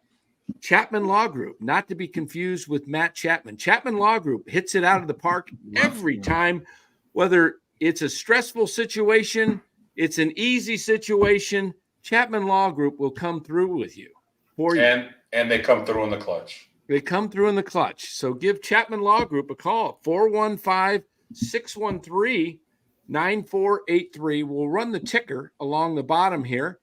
And make sure you give them a call. Let them know NorCal Sports Network sent you. Chapman Law Group. They're proud sponsors of NorCal Sports Network. So want to give them a shout out. And guys, if you're watching here, and we got a lot of people that watch on Twitter, make sure you hit that like button. Go over to YouTube, click on NorCal Sports Network, hit the like and subscribe. We had a huge day the other day. We had about 100 people subscribe in one day. Nice. Smash that like. Yeah, smash that like, everybody. And I am trying to pull something up on the video in the background, but I can't get it to work. My pop-up blocker is error code. Let's try this again. What the heck? I still can't believe 80% of the money's on the Niners when Andy Reid's 28-3. It's only 1 week. One day. Yeah, the late money's going to go on the Chiefs when they start figuring out and looking at the matchups. 28-3 is ridiculous. They actually released the line. My book released the line on late Thursday night. I saw it Thursday night after they beat Seattle. My book had a line on it. That's a weird line. It was 1.5.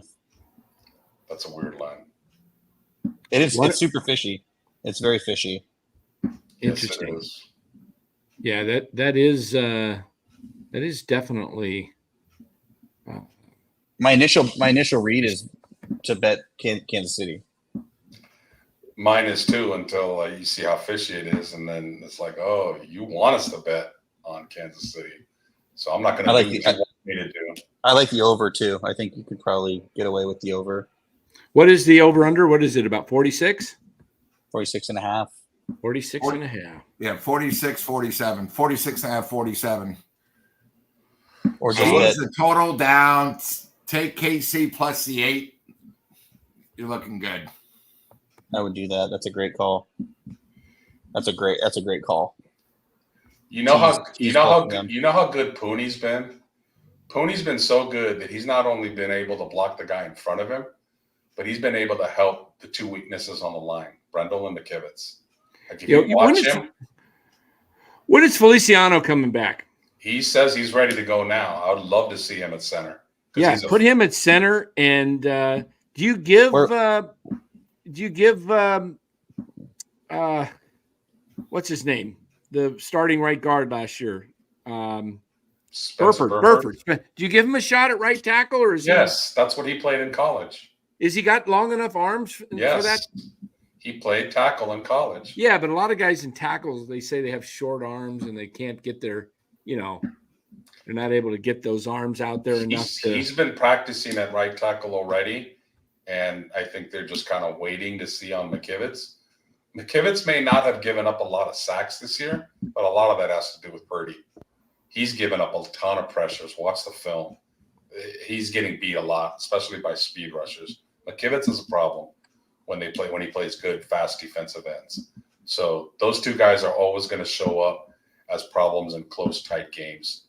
I would love to see Feliciano at center. Burford, where was Feliciano?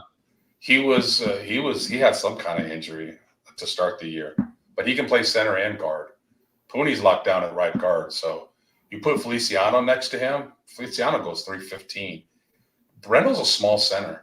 He struggles against big defensive, strong nose guards. So, that's why Purdy's in shotgun a lot, because when he's under center, Brendel just gets pushed back right into him and it messes up the timing. So I don't know what they see in Brendel, but he's still in there. Yeah, it doesn't make sense. Like you said, it just constantly gets pushed around, but we'll see. We'll see where this thing ends up going. Eventually, I mean, Chris Jones is right there between. Doesn't he play pretty much between Pooney and Brendel? Yeah, and I do feel a little bit better about Pooney blocking him than anybody in the last couple of years. But still, that being said, Chris Jones is Chris Jones. I'm doubling him almost every single time. I'm not letting him beat me. How many times can he beat you? And how many balls does he bat down? My God. And I'm glad you said that, Lou. That's another thing, is the Chiefs always seem to knock down a lot of balls at the line of scrimmage. Why? Because the Niners like to throw those short patterns over the middle. That's why I said throw to the flats on the outside. Run some stuff out there. Let's see if they can defend that. When something isn't working, do something else, please. Is it that hard? Yep. Apparently it is. We shall see. Yeah. I love a few trick plays too. I love the first play of the game to be hand off to Mason, flick it back to Purdy, shoot it downfield to Ayuk or Debo or whoever. Do something different. Do some trick plays, because playing them straight up, they're just better than you. And first TD of the game, I'd bet Worthy. Good bet. What'd you get on that odds wise? Well, it's not released yet. I just looked, but it'll be probably 14 to 16 to 1. Oh, good bet. I like that. Yeah. I hit Debo last week 7 to 1 first TD. I'd like to see Really? Jennings. Yeah. I'd like to see Jennings on the field more. I really would. I like Juice, but Juice is not a difference maker. Jennings is going to make plays, and when he's given the chance, Jennings makes. He has his total stud, man. He's a total. Yeah, stud. I don't understand. He only plays 57% of the snaps. I don't. Yeah, get why it. is that? Because Kyle doesn't trust him. That word, trust. I don't know. He said that? No, me and Dan were talking about that earlier. About how Kyle doesn't trust certain players, and that's why they don't play as much. I mean, Jennings plays, but he's too good to be. He only comes in on third down. That's ridiculous. They need to be fucking more, ridiculous. They need to be in more 3 wide receiver sets with 1 running back. I mean, what does Juice do? He catches. He doesn't touch the ball. He's not a difference maker. Jennings is. You want more points? Who do you trust more in the red zone, Juice or Jennings? You want to know why the red zone is struggling? I'm going to keep my fullback in there, and then I'm not going to run I formation. Jennings plays well against the Patriots, and then you don't hear from him or see him again. And Jennings played well against the Chiefs in the Super Bowl. If they held on and won that game, guess who was going to be MVP? It wasn't Kittle. It wasn't Debo. It wasn't Ayuk. Jennings balled out that game. I hope Kyle understands that and plays him 80% of the plays. If he's on the sidelines again this week and Juice is in, just more ammunition for me, man. Hey, I got a lot, man. I got a lot. I'll go toe-to-toe with anybody that backs Shanahan any day. I'm not even sure he's the guy, but I like him. I like him, but I don't love him. There's too many. Yeah, but what do you do? You get rid of him, and who do you put in there? Well, that's the key. That's everybody's go-to. Well, he hasn't. I love Ben Johnson. What he's doing. He's an aggressive coach. He hasn't fucking fired Sorensen. He should have fired Sorensen. That's his buddy. Yeah, he should have fired. He should fire the special teams coordinator. He sucks. They should have cut Ronnie Bell that night. Right after the game. Right after the fucking game. Yes. We'll fly you home. We'll fly you home, but you're done. You don't serve a purpose. You don't serve a purpose on this roster. Thanks so much for your time. We made the mistake of drafting you, and now we've been compounding the mistake by keeping you on the roster when you don't bring any value. That's what these guys do this all the time. They make the mistake, and then they compound it by keep playing him and keeping him on the roster. That's Solomon Thomas. Solomon Thomas. They clearly made a fucking mistake drafting him 3rd overall. That was a huge mistake. And then they compounded it by continuing to play him. Right. Javon Kinlaw, huge mistake, drafted him 7th overall. Oh, we just they talked about compounded that. it by playing it. I think Kinlaw was 14th, but they actually could have had Tristan Wirfs, and then the next day they traded for Trent Williams during the draft, but they could have drafted Trent Wirfs and still made the trade for. Trent you Williams. would have had to bookend those guys. Fuck, that would have been so nice. If you look at Pro Football Focus, Sean, Not often. The top tackle is Trent Williams. Number 2 is Tristan Wirfs. Yeah, so you could have had both those guys, one on either side. Yeah. And then, hey, Sean, the thing that pissed me off about Bell, it's not that he missed him. He looked like he was uncoordinated out there. He looked like stone hands, from unnecessary roughness. Don't throw it to him because one hit him right in the noodle and the other one he twisted the wrong way. And both were huge plays in that game. Huge. He makes that catch at the end of the game. They win the game. There's just no way around it. And you know what? Say we missed the playoffs by 1 game and we still keep him. It makes no sense. He's dropping balls in preseason. He couldn't catch shit last year. He's not fast. Like, they made the mistake of drafting him, and they compounded by playing him. They made the mistake of drafting Dante Pettis in the 2nd round, trading up for him. And they compounded it by putting him out there, and he cost them a couple games. Like, Kyle just thinks he knows wide receivers, and I just don't think he does. He doesn't. When Mike McDaniels was here, they drafted Debo, Jennings, and Ayuk. Once Mike McDaniels left the wide receiver room and went to be the head coach of the Dolphins, I'm not saying he's the greatest head coach in the world, but he had an eye for wide receiver talent. Since Mike McDaniels left, they've drafted Jacob Cowing, Danny Gray, and Ricky Pearsall. Yeah. I think if you look at the drafts, you can just bring them up. I mean, Nick Bosa was kind of a no-brainer at 2. Like, that's hard to fuck that one up. But if you look at their drafts, I think Kyle and John take the first couple of rounds, and then the scouts take the back end of the draft because Kyle and John aren't doing they're not doing every fucking round, but they're doing the first glamorous, the couple of rounds, the first 2 or 3, and that's where they've had the majority of their misses. Is Kyle and John. I don't think they're very good at the draft, but I think the scouts are pretty good at the draft, finding Kittle and Fred Warner, and I think Demo was a 6th round pick. I think this is where ownership needs to step in and accountability. Bill Walsh won 2 Super Bowls in 81 and 84. When he lost that playoff game in 87 to the Vikings, Eddie DeBartolo stripped his presidency and took away a lot of his title and a lot of his responsibilities. Jed should take away some of Kyle's responsibility. I know he won't. Never will. He should. You're right. And that is the biggest problem with the Niners organization. Nobody has the balls to step up to There's Kyle. no fucking stones. There's no Nobody. Stones. So if Kyle knows this, he could do whatever the F he wants and not be held accountable. And he does. That is one of my biggest points. Nobody, not even John Lynch is the guy that has the resume of being a Hall of Famer. It's not Kyle. John Lynch is a Hall of Famer. John Lynch should be able to go to him and say, hey, man, like, you need to stop doing some of the things that you're doing. It's not working. And Kyle should listen to him. But I don't think John Lynch. Why do you think that is? Why do you think everyone just is so afraid of Kyle hired John. Usually the general manager hires the coach. Kyle came here first, so he's technically above him. Kyle is the face of the organization. And I think they should strip away some of his responsibilities. Let him do what he does well, which is coach. I never said he wasn't a good coach. I just said that he's stubborn, egotistical, and doesn't listen to other people. I mean, that's what gets him. Are we convinced he's a really good fucking coach? I mean, he is a good coach, but are we convinced he can't manage the clock for shit? Here's the thing about Kyle. He's great for the longevity of the season, but for one game and one game plan, I think Kyle may not even be in the top 10. One game. I trust a lot of other coaches than him. Who would rank these coaches for me? All 3 of you. Andy Reid. Reid. No. Out of these 3, rank them for me. LaFleur of Green Bay, McVay, and Kyle. How do you? Kyle's third. I have LaFleur first, and I have McVay second. I disagree a little bit with that. Why? Because Kyle has beat those guys almost.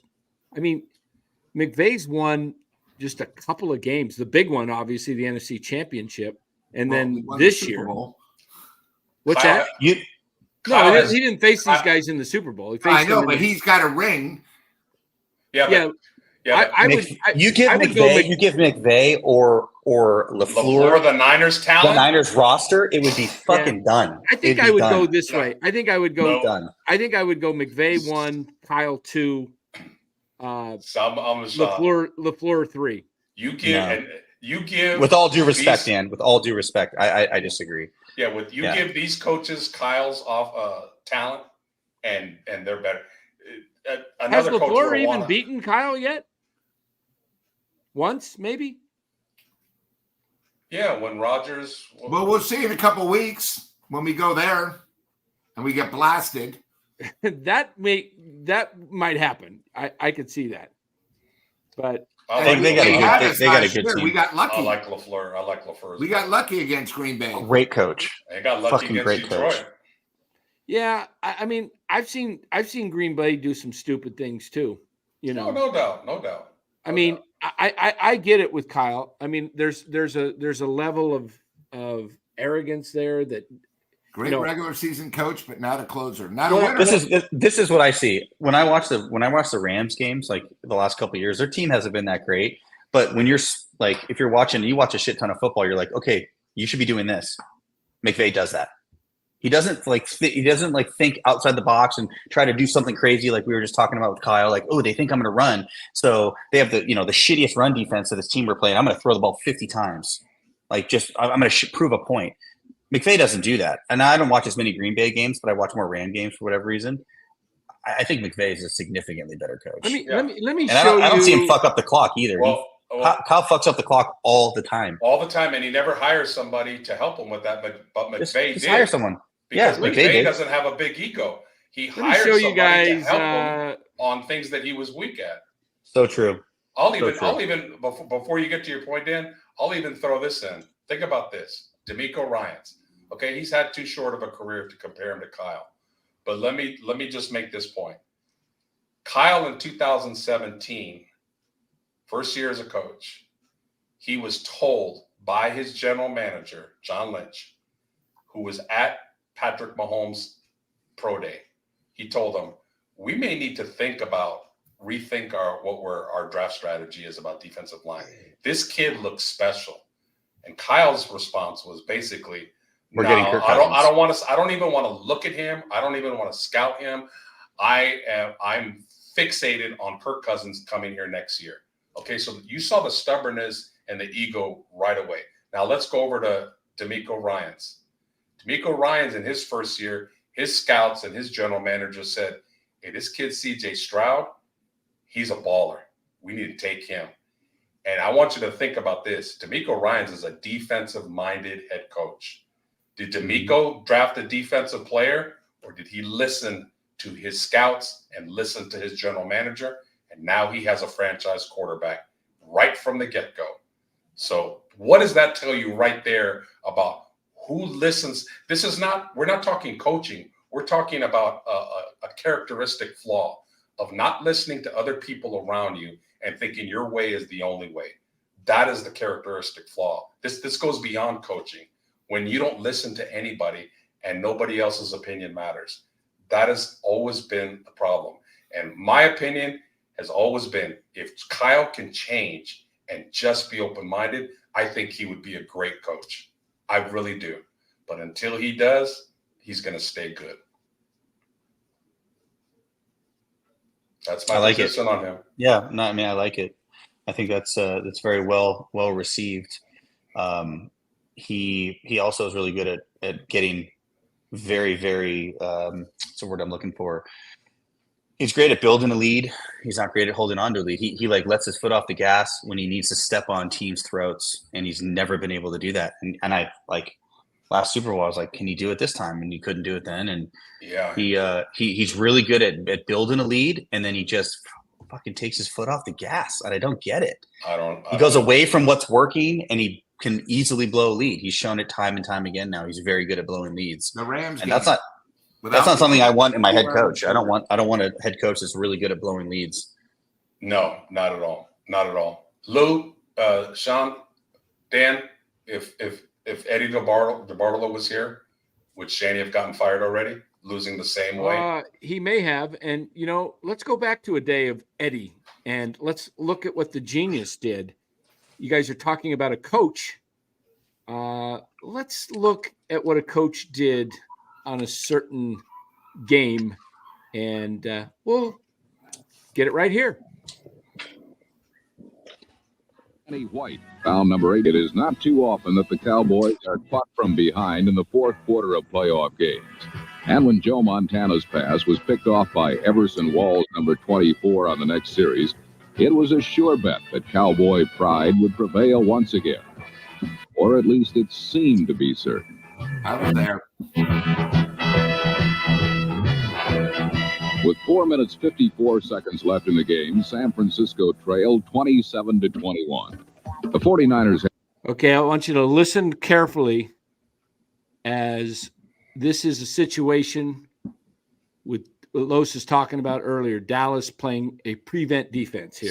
Seven DBs. I think it was 6, but it might have been 7. I'm not sure. Yeah, 4 linemen, 7 On their own 11-yard line. All Joe Montana had to do was take his team 89 yards. Dallas immediately employed 6 defensive backs, knowing that the 49ers' only hope was their sophisticated passing game. The Cowboys were wrong. Thank you. Utilizing Lenville Elliott, number 35, the 49ers ran on 5 of their first 8 plays, foiling Dallas's prevent defense.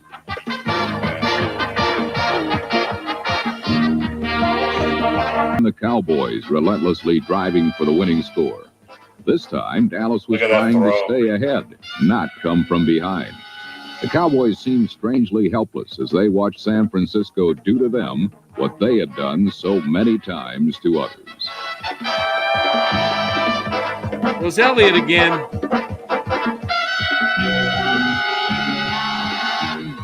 This music. I know.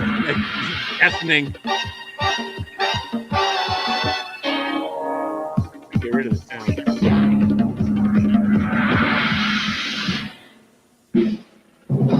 With 58 seconds remaining in the 49ers on the Cowboys' 6-yard line, Joe Montana and Dwight Clark ended the masterful drive in spectacular fashion.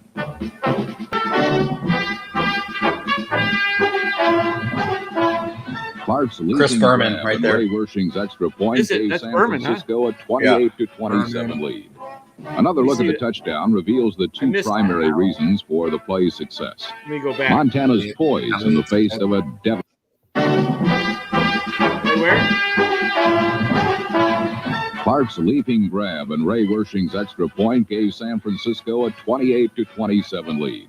Another look at the touchdown reveals the 2 primary reasons for the play's success.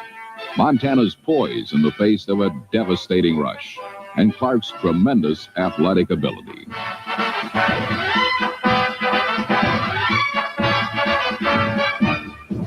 A relative unknown among NFL receivers, Clark made a name for himself with one performance and one play. He's like with less back than a into the minute right, to go, I think. Clark and his mates had every reason to smile.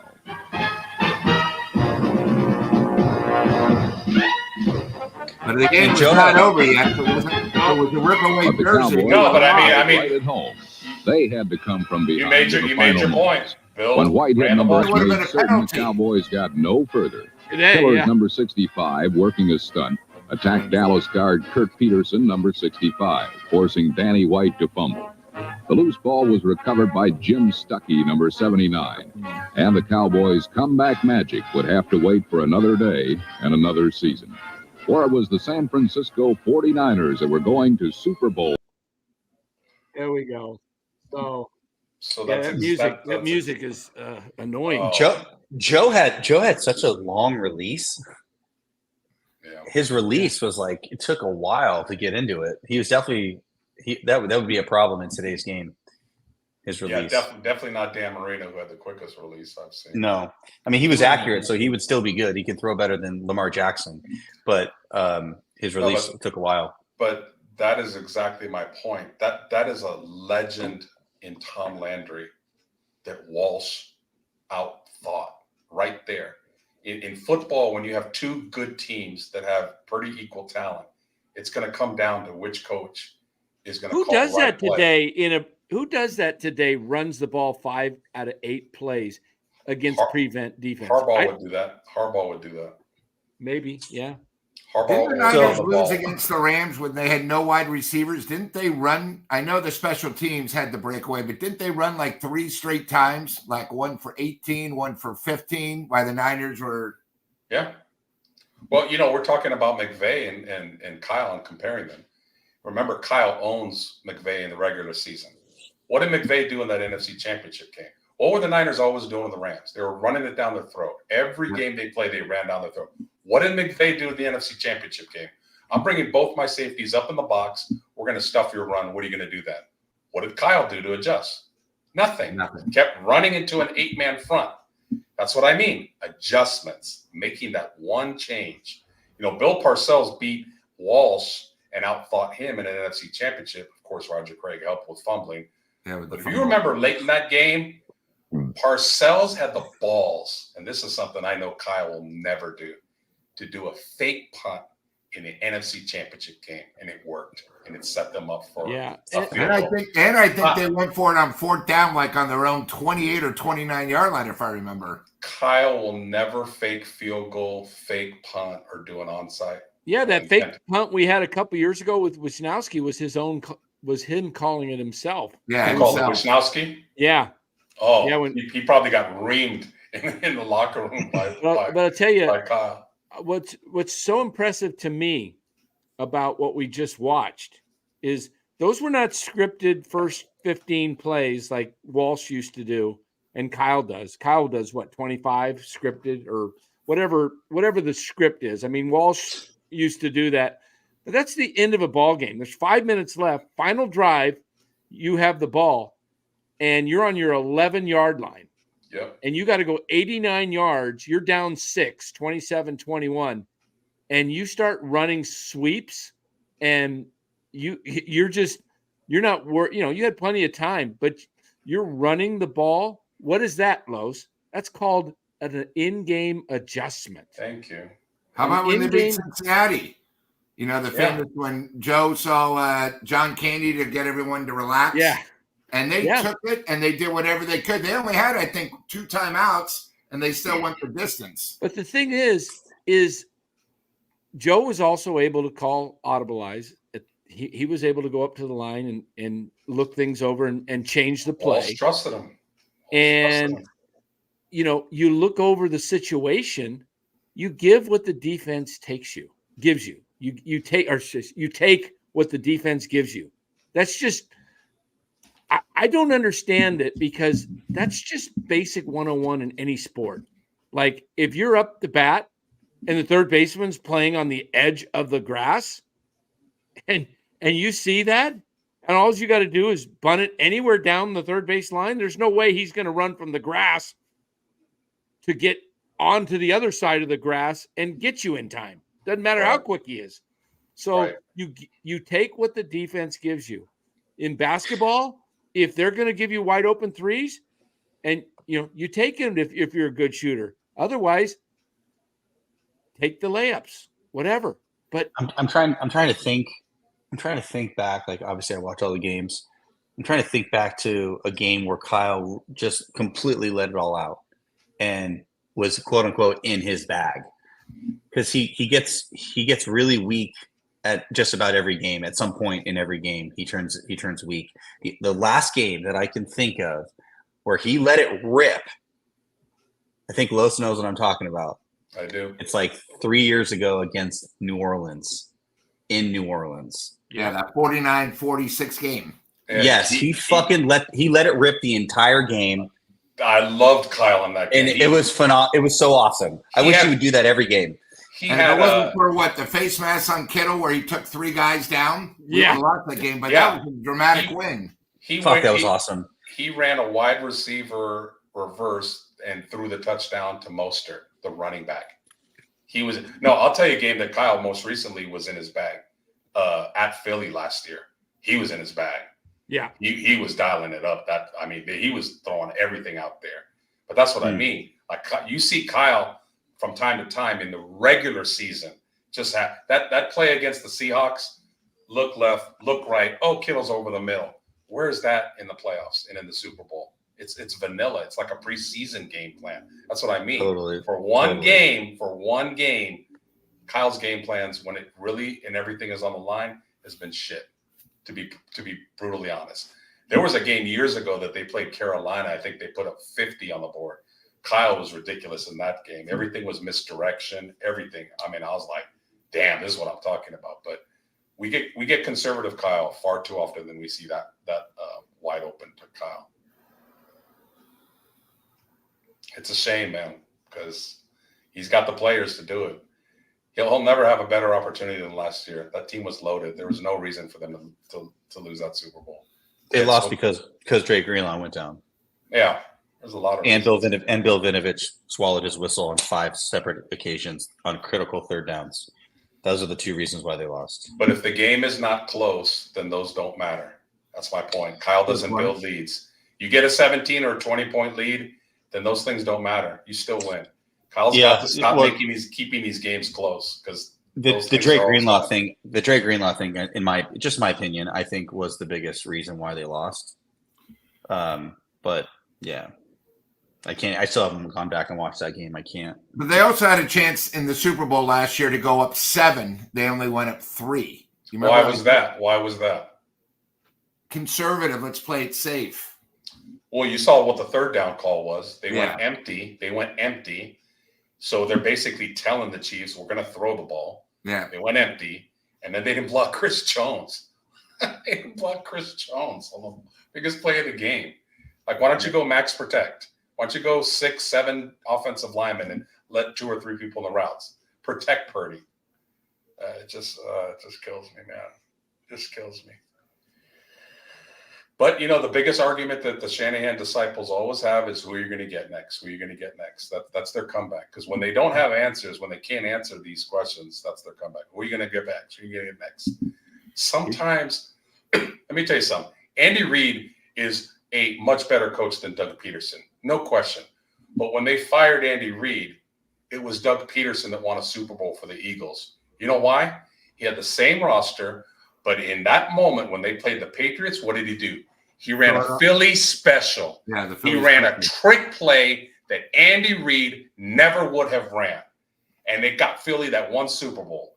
Now, I'm not comparing him to Andy Reid. Andy Reid's a better coach. No. But I'm telling you, up until that point, Andy Reid was Kyle Shanahan. Conservative, didn't know clock management, and is not going to make a trick play to win a Super Bowl. Yeah, never a big one.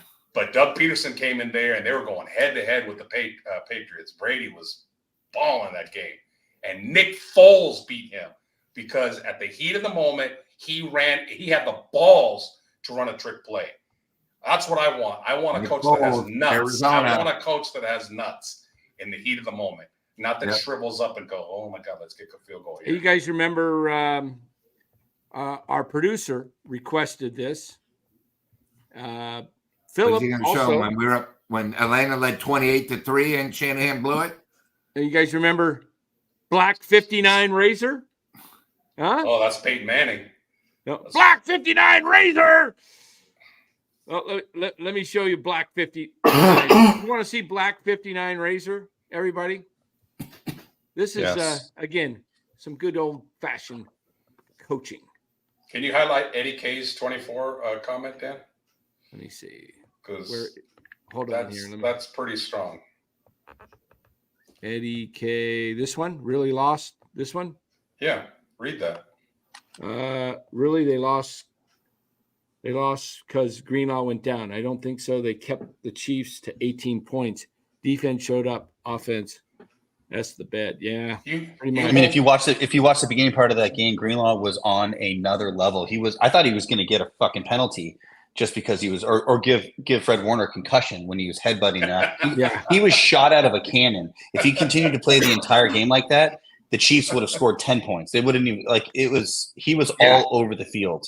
He would have he probably would have gotten a fumble recovery, would have forced a fumble. It would have been, something would have happened. He was playing like I've never seen him before, to his credit, in the Super Bowl, the biggest game of his life. and then he tears his Achilles because they were played on a fucking sponge all week in Vegas because the NFL and the Chiefs wouldn't let them share the field indoors. Like, there's a lot that goes into it. Yeah. But you know, one thing that is really troubling is our young 24-year-old quarterback. If you listen to him in the post games, he takes accountability. Man, I love that about Brock. Like, he will take the responsibility so his teammates doesn't. Let's listen to When have you one time heard Kyle take accountability and say, I could have did something better? One time in 8 years. Have you heard him? Hey, let's listen to a little. Let's watch a little action from 1989, I believe. Little black 59 Razor. Black 59 Razor. Here we go.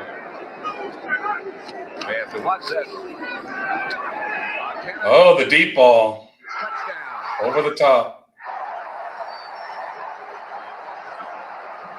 I'm glad we keep watching the GOAT. I'm glad to see it. Also, they didn't let up. They were just relentlessly pounding him. Well, they did that because the spread was so big. They had to cover. Rice's second touchdown of the day. Montana's third touchdown pass. Topher for the extra point.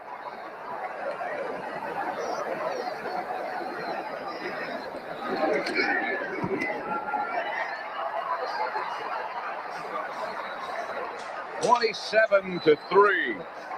That was a play that the 49ers set up because they took the timeout out. They went over to the sideline, and they talked about getting Jerry Rice up the middle. There's one coverage that the Broncos use. It's just too deep where they have the safety come over and the corner come up. And they thought that they could get Jerry Rice or John Taylor or Brent Jones down the middle on him. That's a play that Mike Holmgren was talking about.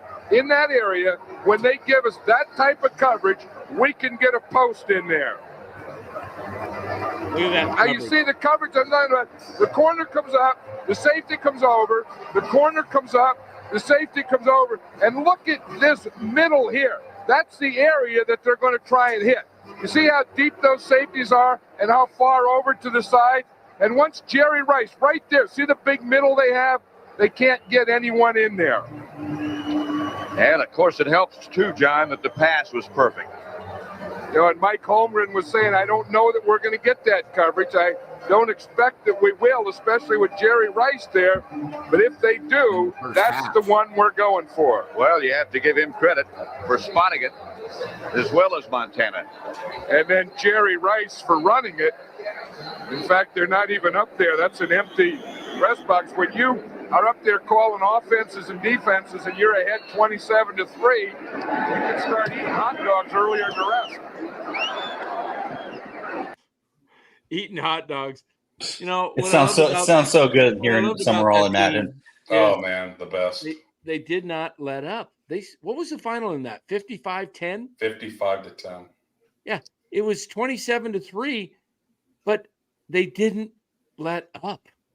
And I don't know. I think it's Stanford when they played Miami. That was 84 where they played Miami. Yeah. 81, that was in Pontiac. That was at the old Pontiac Superdome in Detroit. No, that was Denver we just watched. That was where was that one? New Orleans? I think it was New Orleans. Yeah. Superdome. Yeah. But I mean, I miss those days when the Niners just stepped on your throat. I mean, they left no doubt. It didn't matter if one of our best players got hurt or if we fumbled a punt. Okay, so then it would be 55-17. Whatever. They just dominated. They knocked you out. That's what this team should have been doing the last 5 years. Who wins the NFC this year? Detroit. I don't know now that Hutchinson's Lou? out. I still think Detroit. I've been saying all year. I don't even know if the Niners, they might get in and get eliminated the first round. I only see them winning like 9-10 games. I think it's a year of frustration. Yeah, for I agree with that. everybody else. I think the Niners are going to have to go on the road, and it's going to be either Green Bay or Minnesota or that NFC North. Man, that division. Nasty. Hey, and don't sleep on the Bears, man. That Bears defense is good, and Caleb's playing with some confidence. And they're the fourth best team in that division. They're the fourth best team. Yeah, they're going to have to win the division to get in because they're not getting the wild card. Remember how we used to make fun of Dallas, how they beat up on their weak division and then think that they're so great week to week? That's kind of what the Niners are becoming. They start pumping out their chests. Oh, my God, we beat the Seahawks. We're back. We're back. No, man, like you need to clean some things up. If they get CMC back and they trade for another pass rusher and Kyle cleans some things up, they'll be right there in the mix. But I think the Niners are going to win 9 or 10 games, and they're going to unfortunately have to go on the road. And the one weakness I see on Purdy is he doesn't play well in inclement weather. If he has to go to Green Bay in January and it's 5 degrees and snowing, I don't know. I haven't seen him play well in bad weather yet. Not yet. Not yet. I hope he proves me wrong because I love the kid. Love him. He's a superstar. Hey, yeah. Sean, I don't know if he did the Larry Krueger show after Thursday's game, but to tell you the truth, I thought the Niners got extremely lucky against Seattle. You know, they should have been down 7-0 if it wasn't for a horrible throw. They got 2 key interceptions that saved them. You take away the late run at the end, they'd survived. Geno Smith bailed them out. Yeah, I mean, Geno played terrible. Nothing right off the bat. Geno played terrible. Yeah. Brock played awesome. I'm trying to look for the right one. Is this it? As Los has said on the pregame show, there's just something missing this year about the Niners. Yeah, it feels weird. It feels. It might be Dre Greenlaw. He might be the missing piece. It could be a combination. I think you're right there with Dre. I also think the whole thing with the holdout. I think there was friction between Kyle and Ayuk, and I think it spilled over into the locker room. And but I'll tell you, this game this Sunday, to me, is if you picked a player in a game and said that this player is the X factor, this game can be a make or break. If they come out and actually rout the Chiefs, or maybe not rout them, but beat them by a score, more than 7. If they win this game and they play really well, and then they come back and beat Dallas, back it up and go into the bye, I think you're looking at a team that they'd be 5-3. I could see them winning, easily 11, maybe 12. I think the toughest part of their schedule is when they have back-to-back with Green Bay and Buffalo. That is the toughest stretch to me because they're both road games. They're both inclement weather games, possibly. Yep. And you just mentioned Brock doesn't throw the ball well if it's wet, or we'll see. But I think if they lose Sunday,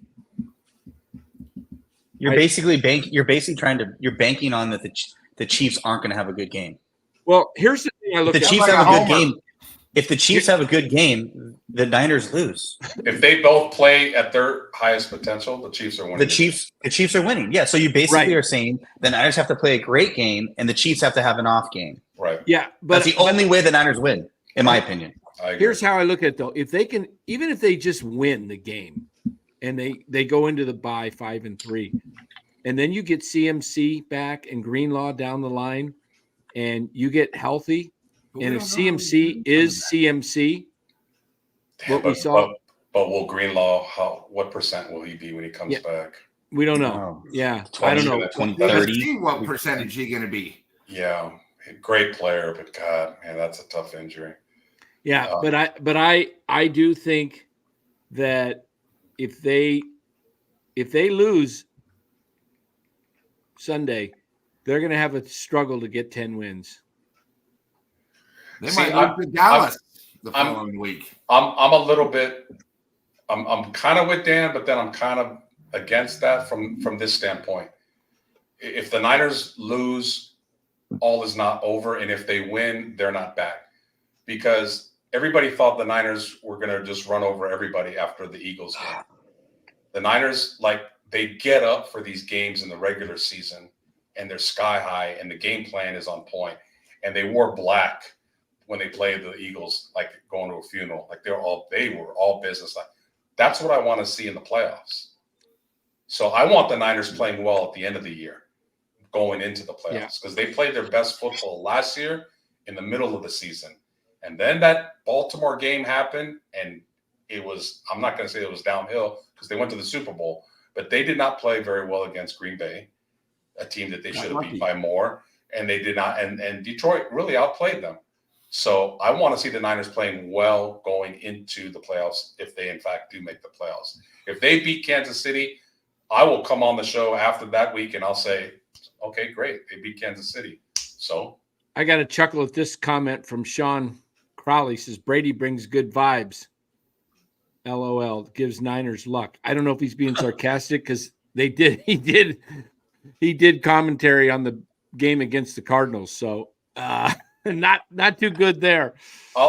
That's interesting. You mentioned Brady, Sean Crowley. Brady wanted to come to the Niners. Does everybody remember that? A couple years ago. Yeah, he got into supposedly got into a fight with Kyle. Why did Kyle not want Brady? Why did he want to keep Jimmy G? What was the reason that Kyle did not want the best quarterback, arguably, of all time to come here? I thought he was all set up to sign Cousins. No. What do you think, Sean? Why did Kyle want Brady here?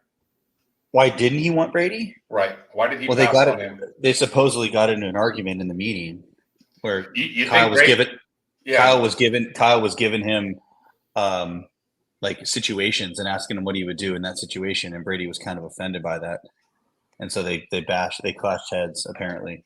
You think Brady might actually say, "If I'm your quarterback, I will audible because I've seen just as much, if not more, than you, and I've got a lot more of these on my finger than you do." So Kyle was not going to let a guy that knew more than him be the quarterback. Heaven forbid we bring somebody here that would really help us win the Super Bowl. That was apropos that you did that. You got more rings than you. Yeah, I didn't want to throw up the middle finger, so it was kind of hard to throw. You did. I thought, was that? Yeah, it was the third one. Hey, Sean, I have a question because I think, you and Lois really know what you're talking about. In the next 7 games, I mean, I think the Niners will be lucky to go 4-3. I'm looking maybe at 3-4, 2-5. I mean, what's the next 7? You got. Kansas I'm looking City. at the schedule right now. KC, I think they lose. They're going to beat Dallas. Dallas is fraudulent. Then they have a bye at Tampa Bay. They've gone there twice 2 of the last 3 years. That's a very tough game. That's a super. I tough think game. they beat Tampa Bay. You know why? On the road at 10 a.m. start. Not good. They're on a bye. They're coming off a bye. Tampa's Monday night at Kansas City. So that extra day of rest matters. You might be right, Dan. 6 days for Tampa and okay. 2 weeks Seattle, which they should win. They're going to beat Seattle. At Green Bay, they lose. At Buffalo, they lose. Yeah, I agree. Chicago at home, that's a tough game. They'll beat Chicago. They're going to beat the Rams. At Miami, they'll beat Miami.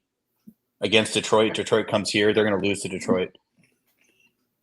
And this is obviously like if the roster is the same. If CNC comes back and he's like CMC of last year, that changes things. But exactly. he's got Achilles tendonitis in both legs. He could blow out both Achilles and then he's fucking done.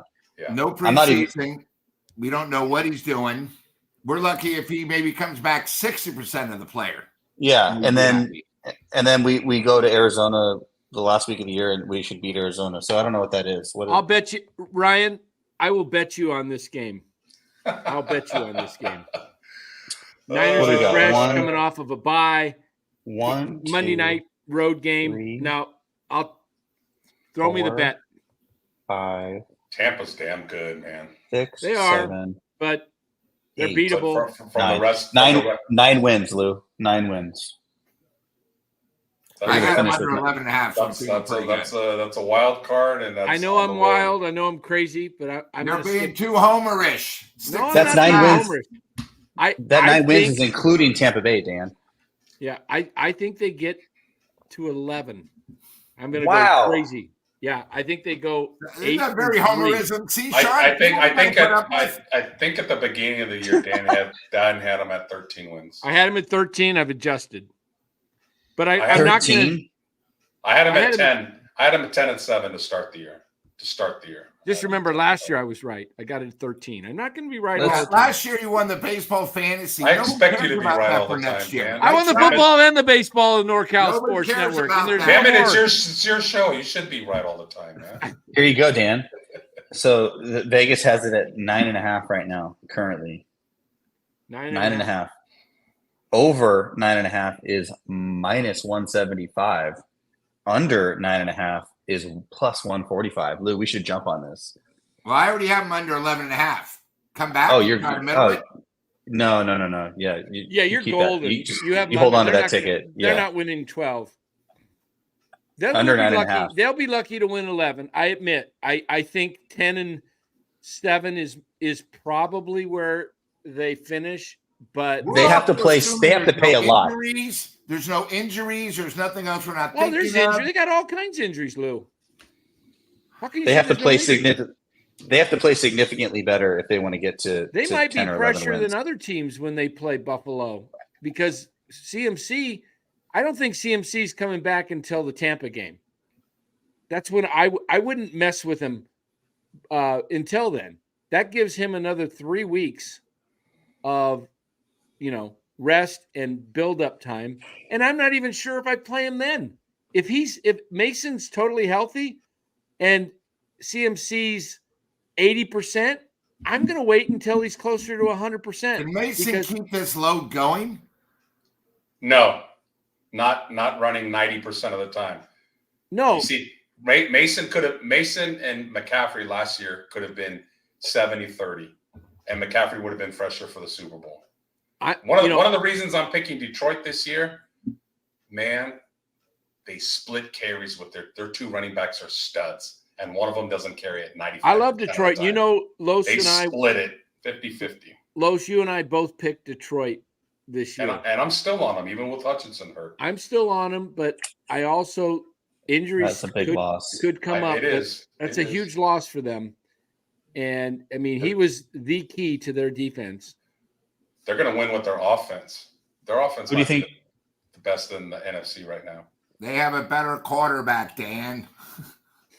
Yeah, from the University of California. Dun, dun, dun, dun, dun, dun, 9-1. 9-1, Los. 9-1. Nice. Kansas City's plus 475. The Niners are plus 650. The Ravens are plus 700, and the Lions are 9-1 for the Super Bowl. Bills 10-1. Texans 12-1.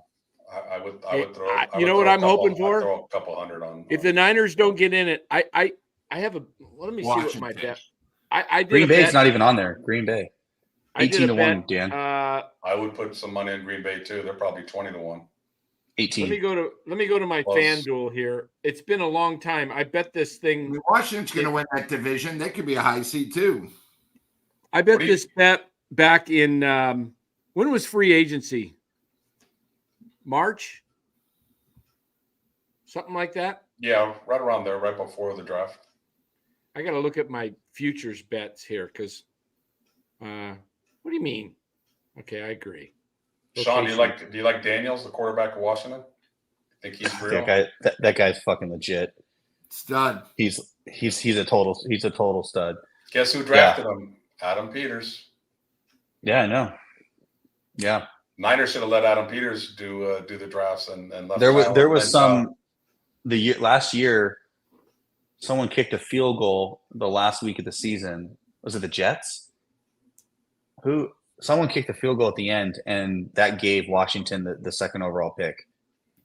Oh God, man! Otherwise, they would have had the third or fourth overall pick, and they wouldn't have had Daniels. So I saw this the other day on X, but yeah, it was came down to a single field goal, which gave him that pick.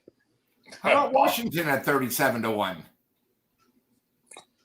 Or you can take them at 17-1 just to win the NFC?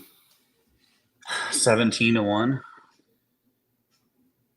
I mean, they're going to win the division. I got him at 20 to 1 to win the NFC. Mine's 17.39. Their defense is not very good. But they played Baltimore pretty damn well in Baltimore. God, Derrick Henry is still really good. Yeah, he fucking ran all over them. I mean, how can the Cowboys have the same thing as Washington? Cowboys are horrible. Oh, Cowboys are a mess. God, that's what happens when you give $100 million to your wide receiver and your quarterback, and can't really pay anybody else. They don't get it. They haven't figured it out yet. See, Kansas City paid their quarterback a lot of money, but then they got rid of Tyreek Hill, and they're still winning championships. That's smart. That's smart. He's getting paid $80 million. Mahomes, they got in pretty early with him. I can't find where I bet. I can't remember. I thought I did it on. Buffalo did the same thing with Diggs. They got rid of their number one wide receiver. They're like, we're not paying you. You're getting up there in years. We're not paying you. We're going to invest it in other things. All right, Sean, since I got you here, I want to ask you one more opinion. Oh, there it is. I got Houston. at plus 2,100 to win the Super Bowl. Back in February. Okay. So, Sean, Dan keeps talking about the Niners wide receiver problem is Samuel, when I think it's Ayuk. Until recently, I don't think Ayuk had any breakaway speed. Am I wrong? Or has Dan been more right? Who's been more of the problem on the wide receiver side? I think Deebo Samuel was the mistake to sign. I don't think Deebo. I think he's lost a step, even though it's weird because they showed him in the offseason, like he cut a bunch of weight in his like top speed. They showed him on that crazy elliptical or that crazy treadmill, and he was like running like 22. I've seen it. Yeah, it was like insane. But I don't know. He looks slow. His route running is not very good. He's horrible. He has no. He doesn't have any shiftiness. He has no shiftiness. He's trying to run through you. He's going to get hurt. I don't know. Have you liked Ayuk this season? I mean, he's been a huge disappointment for me. He's starting to come a while. He's been a huge disappointment because he held out and he didn't have any camp. Yeah, he's just rounding into football shape right now. Typical ASU boy. Typical. But I would have traded. I wouldn't have signed Deebo, or I would have traded him. I would have tried to trade Deebo in the offseason. Probably no one wanted that contract. So I guess the mistake was signing him to that huge deal. Yeah. You know, okay. they should have traded him. I appreciate it. No, I just don't. I'm not a fan of. I mean, I'm a fan of Deebo, but I just don't think he's worth what they're paying him and taking up the cap space. This roster is going to have a big changeover next year. Yeah. Bye bye Deebo. Yeah. Yeah, but I would like to see Kittle be a big part of the game plan. Kyle, please let that man eat again. You know, Kittle wants to play well against Kansas City because he's lost a step too, Los. He's lost a step or two. He has. If Dan brings up the highlights from that New Orleans game, watch what Kittle used to look like. Oh, I know. He was fast down the field. Fucking fast. Yeah, fast. Those guys have played a lot of football the last 4 or 5 years. They have. You're right, and it's taken a toll on his legs. It is. So, Lou, I mean, what are you? You're ripping ASU and Ayuk. What are you? Who are you? Who are you, Lou? Yeah, Jacob Cowings from Arizona. Yeah, come on, Lou. That's Arizona. The fight song, "Bear Down."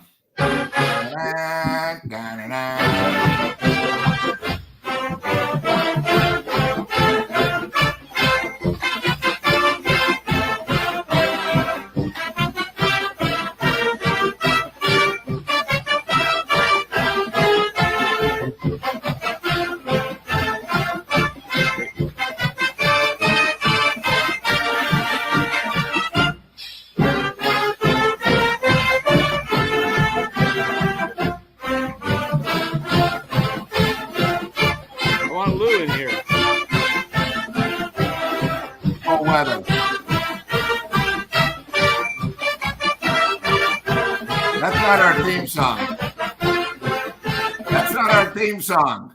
That's not it? No, ours is dun dun dun dun dun Dun, dun, dun, dun, dun. I told you the best college fight songs the other day. Is Dan gone? Good. He put Sean to sleep. I'm still here. I'm looking at this thing. The Niners haven't beat the Chiefs since Week 5, 2014. When Alex Smith was the quarterback. Yeah, Alex Smith versus Colin Kaepernick. Brandon Lloyd was making circus catches in a battle. 10 years they haven't beat KC. They haven't beat the Chiefs. I don't think they're going to beat them. I really don't. What's your score? Sean? I thought the Niners were going to beat them last year or 2 years ago when it was CMC's first game.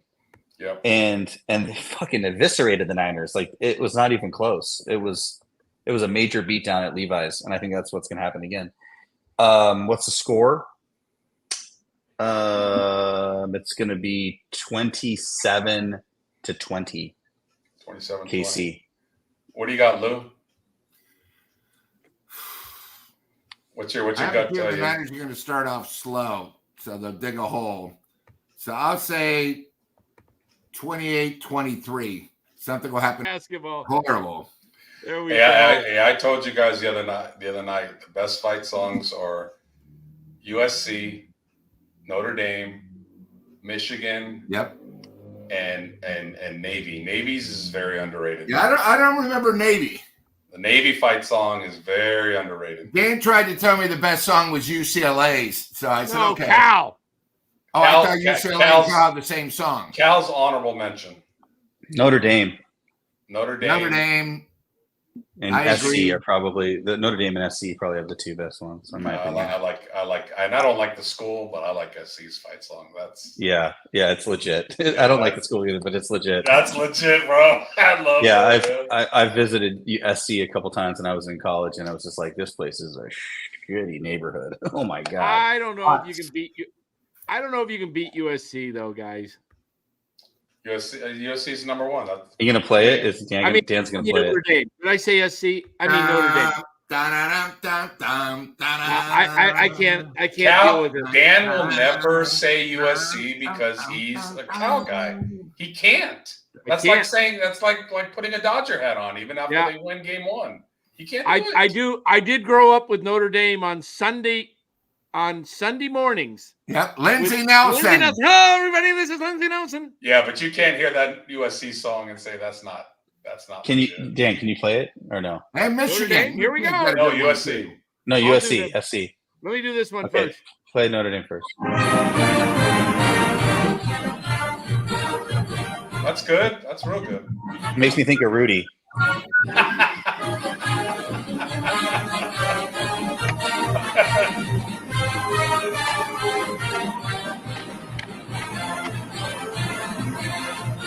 That is a good 30 for 30, John.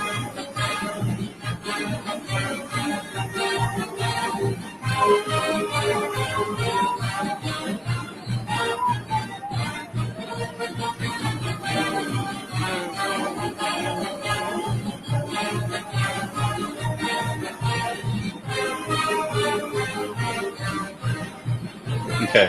SC. Do it. You want SC? Yeah, give it to me. Yeah, Steve. Well, they've played them 4 times and they're 0-4. Let me get you some SC. 0-4. Hold on here. You should have a poll. You should ask everyone in the chat. Notre Dame or SC. You want my prediction while I'm pulling up the SC? Yeah, please. Dan will be the only guy that picks the Niners. My heart wants the Niners, obviously. So does mine. I know. So, but if your house depends I hate on the Chiefs. I texted Dan and I was like, I fucking hate the Chiefs. I hate watching them. They're just the way they play. It just makes me want to puke. And just the whole thing with Taylor Swift and washed up Kelsey, so washed. And did you see she was at the Yankee game today? Yeah, she makes me want to puke. And I used to like Mahomes when he first came in the league, and now he's just a whiny bitch. And I just don't like him. I don't like him. So no, I don't want the Chiefs to win, but I think they will. So what's your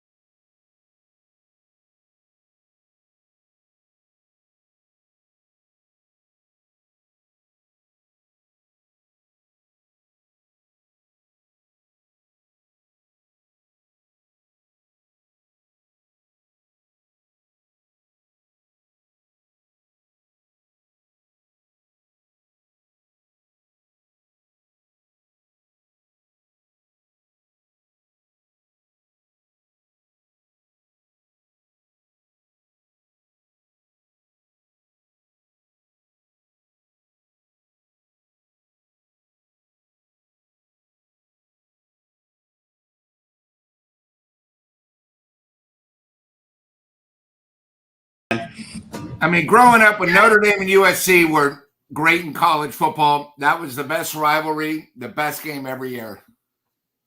That's a great growing up. 05, man, when they lost to Texas, that team was so sick. Oh, USC. Oh God, they were so much fun to watch. Reggie Bush, Wendell White. They would have won it, what, 3 years in a row? Yeah, they pissed that game away. Yeah, but you got to give Texas a little credit. They did have the Texas was great. Yeah, Vince Young and his and that might have been one of the greatest college games in the last 30 years. Yeah, it was. Vince Young was so stupid, but he was good. Yep. I cannot have the last fight song be USC on my channel. He's gonna play Cal. He's gonna play Cal. Let it play. Let her rip, everybody. Yep. I knew it.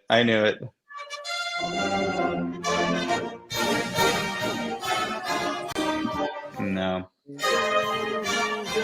That's good.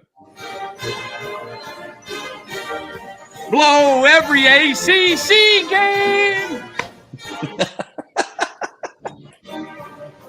Reno, but they're 0-3.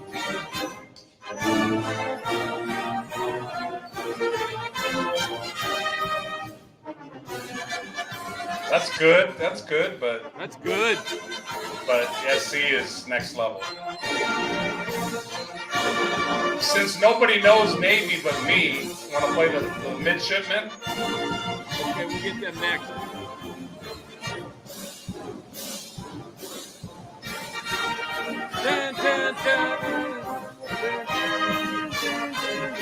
I definitely like that better than Stanford. Oh, you mean you want Anchors Away, Los? I don't know, the Navy fight song. I don't know what the name of it is. Los, I love the tradition when Army and Navy play football. After the game, the losers, they sing the losers fight song, and then they go to the winners. Oh, it's great tradition. Great tradition. Great tradition. I think you guys are gonna recognize Navy's fight song. You just are like, oh, that's Navy's fight song? You'll recognize it when you hear it. Because it's been in a couple of movies. In fact, I think it was in An Officer and a Gentleman, now that I think about it. Richard Gere. Kitchen handy. Stop with the USC trash. Yeah, I'm with them. All right, here we go, guys. The Midshipman. Los is introducing it. I have to do let me see if I can pull this one up here. I got to listen to it and see how it is. Oh, my God. It's been, wow, I can't believe we've gone that long. I just looked up and saw that. Ooh, time flies. I don't want to hear that one. No. Hold on. Hold on. I got so much going on here. Let's see what this one. Let's see if we can give Chardal a. Hold on. What do we got here?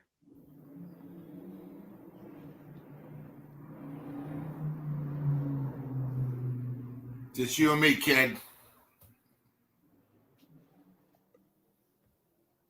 All right, so let's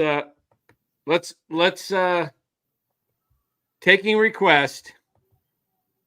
Chardal says San Jose State Spartans, and this will be the last one unless we get next request comes with a donation. How's that? With the super chat. Here we go.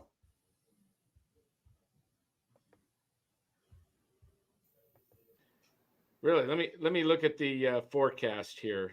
Santa Clara. Any places you recommend? Any places to get anything to eat in the East Bay? Yogurtshack. There you go. Want some yogurt? Lou? Go get some yogurt, everybody. Over in Danville or in Lafayette, you can go on over, head on over to downtown Danville on Harts Avenue or Lafayette. Yogurtshack, a proud sponsor of NorCal Sports Network. And just for joining NorCal Sports as a member for only $4.99 a month, Yogurtshack is going to give you 2 coupons of $5 each, so $10 of coupons to go try out Yogurtshack. Try it out, because once you try it out, you're hooked. You're going to be hooked. It's a great place to bring your kids. Yogurtshack, 2 locations in Lafayette and their main one in Danville. Go check out Yogurtshack. All right. So what do we got? Robbie DeVille says, that's my squad, Dan. Bears, great team. Okay, there we go. Robbie DeVille supporting the show. Okay, let me see. My score. Oh, I was looking the weather up here. I can't Santa Clara. And that'll help me make my prediction, because if it's okay, so daily, we got a slight chance of rain tomorrow, 15% Wednesday, 14 Thursday, but Friday, sunny, 78, Saturday, 82, Sunday, 82. That's perfect football weather. Perfect football If you're on the shady side, it is. Yeah. 82 degrees. Actually, the best football weather is 75, but you know. It would be bad if they're still playing at a real stadium like the Stick. Yeah. That's right. That's right. Levi's sucks. I think it's gonna be, the field's gonna be in good condition. So I think the Niners actually score some points.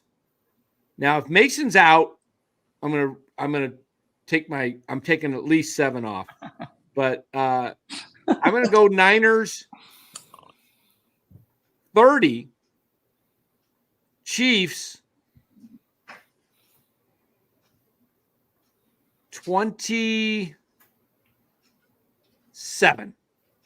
30-27 or 49ers. 30-27. I think last second field goal, huh? I think they finally get them. I don't know who's going to be the kicker. Is Matthew Wright? Did they ever announce what his shoulder injury was? Is it separated, or is it just any word on that? Was it really? That's what they said. So they're getting a new kicker this week? I think he can still kick. Hopefully not on kickoffs. He can't separated, get past the loading zone. Separated shoulder. Dislocated. Yeah. Or dislocated. Okay, not dislocated. Is that when it pops out and you got to pop it back in, or what? I'm looking right now. Hold on. I didn't see him. I signed him to a 1-year deal.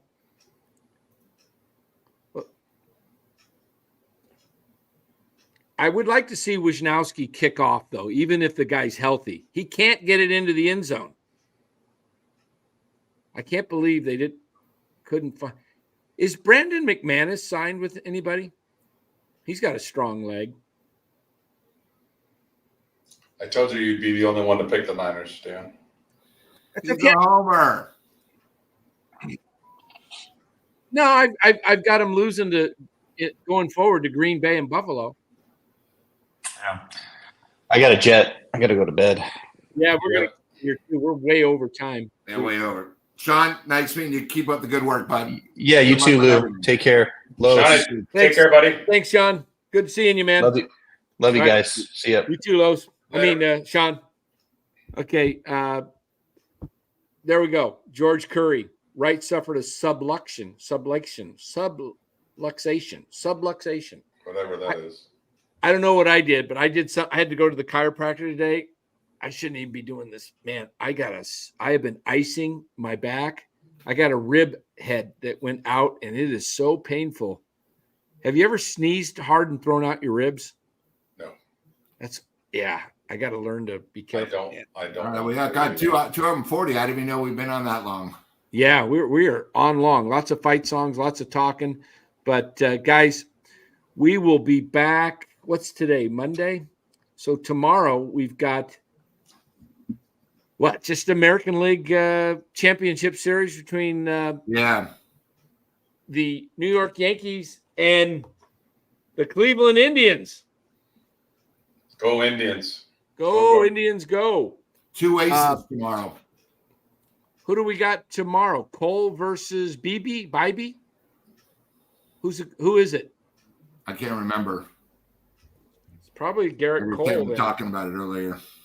Let me see. Tomorrow, you got, looking it up right now, you got, Tanner Bybee versus Garrett Cole. Yeah, Cole, that's right, for the Yankees. Wow. Well, let's go Indians. Yeah, screw those Dodgers. Exactly right, George. All right, guys. We shall oh, wait a minute. Oh, yeah, that was the check you sent me. Okay, I just saw that in the private. Okay, guys, we'll be back sometime tomorrow night. I don't know, 8 o'clock, be a brief show. When do the Lakers play the Warriors? It's preseason. That is what? Tomorrow night. All right. Maybe we'll do a little show on that. I know it's preseason, but we got to get our Warrior crowd kicked up. We're trying to get Warriors and Niner fans in here because what is it? Los, we can no longer be silent, right? We got to get them out there. Yep. Right? Yep. Exactly. We're flexible over here. Yep. We do whatever it takes. Whatever it takes. Exactly. Let me find the music, find the band, crank up the band, and we will be back tomorrow night. Here's the band. There we go. All right, everybody. Ooh, Sharks tomorrow and the Stars. Ooh, Sharks, a real game. Yes. Yeah, tomorrow. They go to Dallas. It's going to be a tough one. Yeah. Going to be tough. What are they right now? 0-2? 0-1-1. 0-1-1. Oh, you get a point even if you lose in overtime, huh? Yeah. Okay, that's the newer rules in the last several years. I know that used to be you didn't even get a point. So you get overtime, you automatically get a point, but if you win, you get the 2 points. Is that how it works? You get the win, 3. A win is worth 3 points? Yeah. When did that change? About 3 years ago, 4 or 5 years ago. I thought it was when 2. you get 3 points. If you get a tie, you're guaranteed 1, but if you win, you wind up getting the extra 2. So a regular win is 3 points in the NHL now? Oh, no wonder why so many teams have over 100 points now. Growing up, I always, you hit 100. That was like you only have to win 33 games. Out of, 80? You serious? Sharks the last couple of years, I mean, they changed some systems with the Sharks. Last year, I think, had 56 John says it's been points. like 20 years for the point in overtime. I knew it was a point in overtime, but I forgot. But I didn't know that there was 3 points. Wow. All right, guys. Thanks for joining. Make sure you like and subscribe on the way out. We'll see you tomorrow night. Take care, everybody.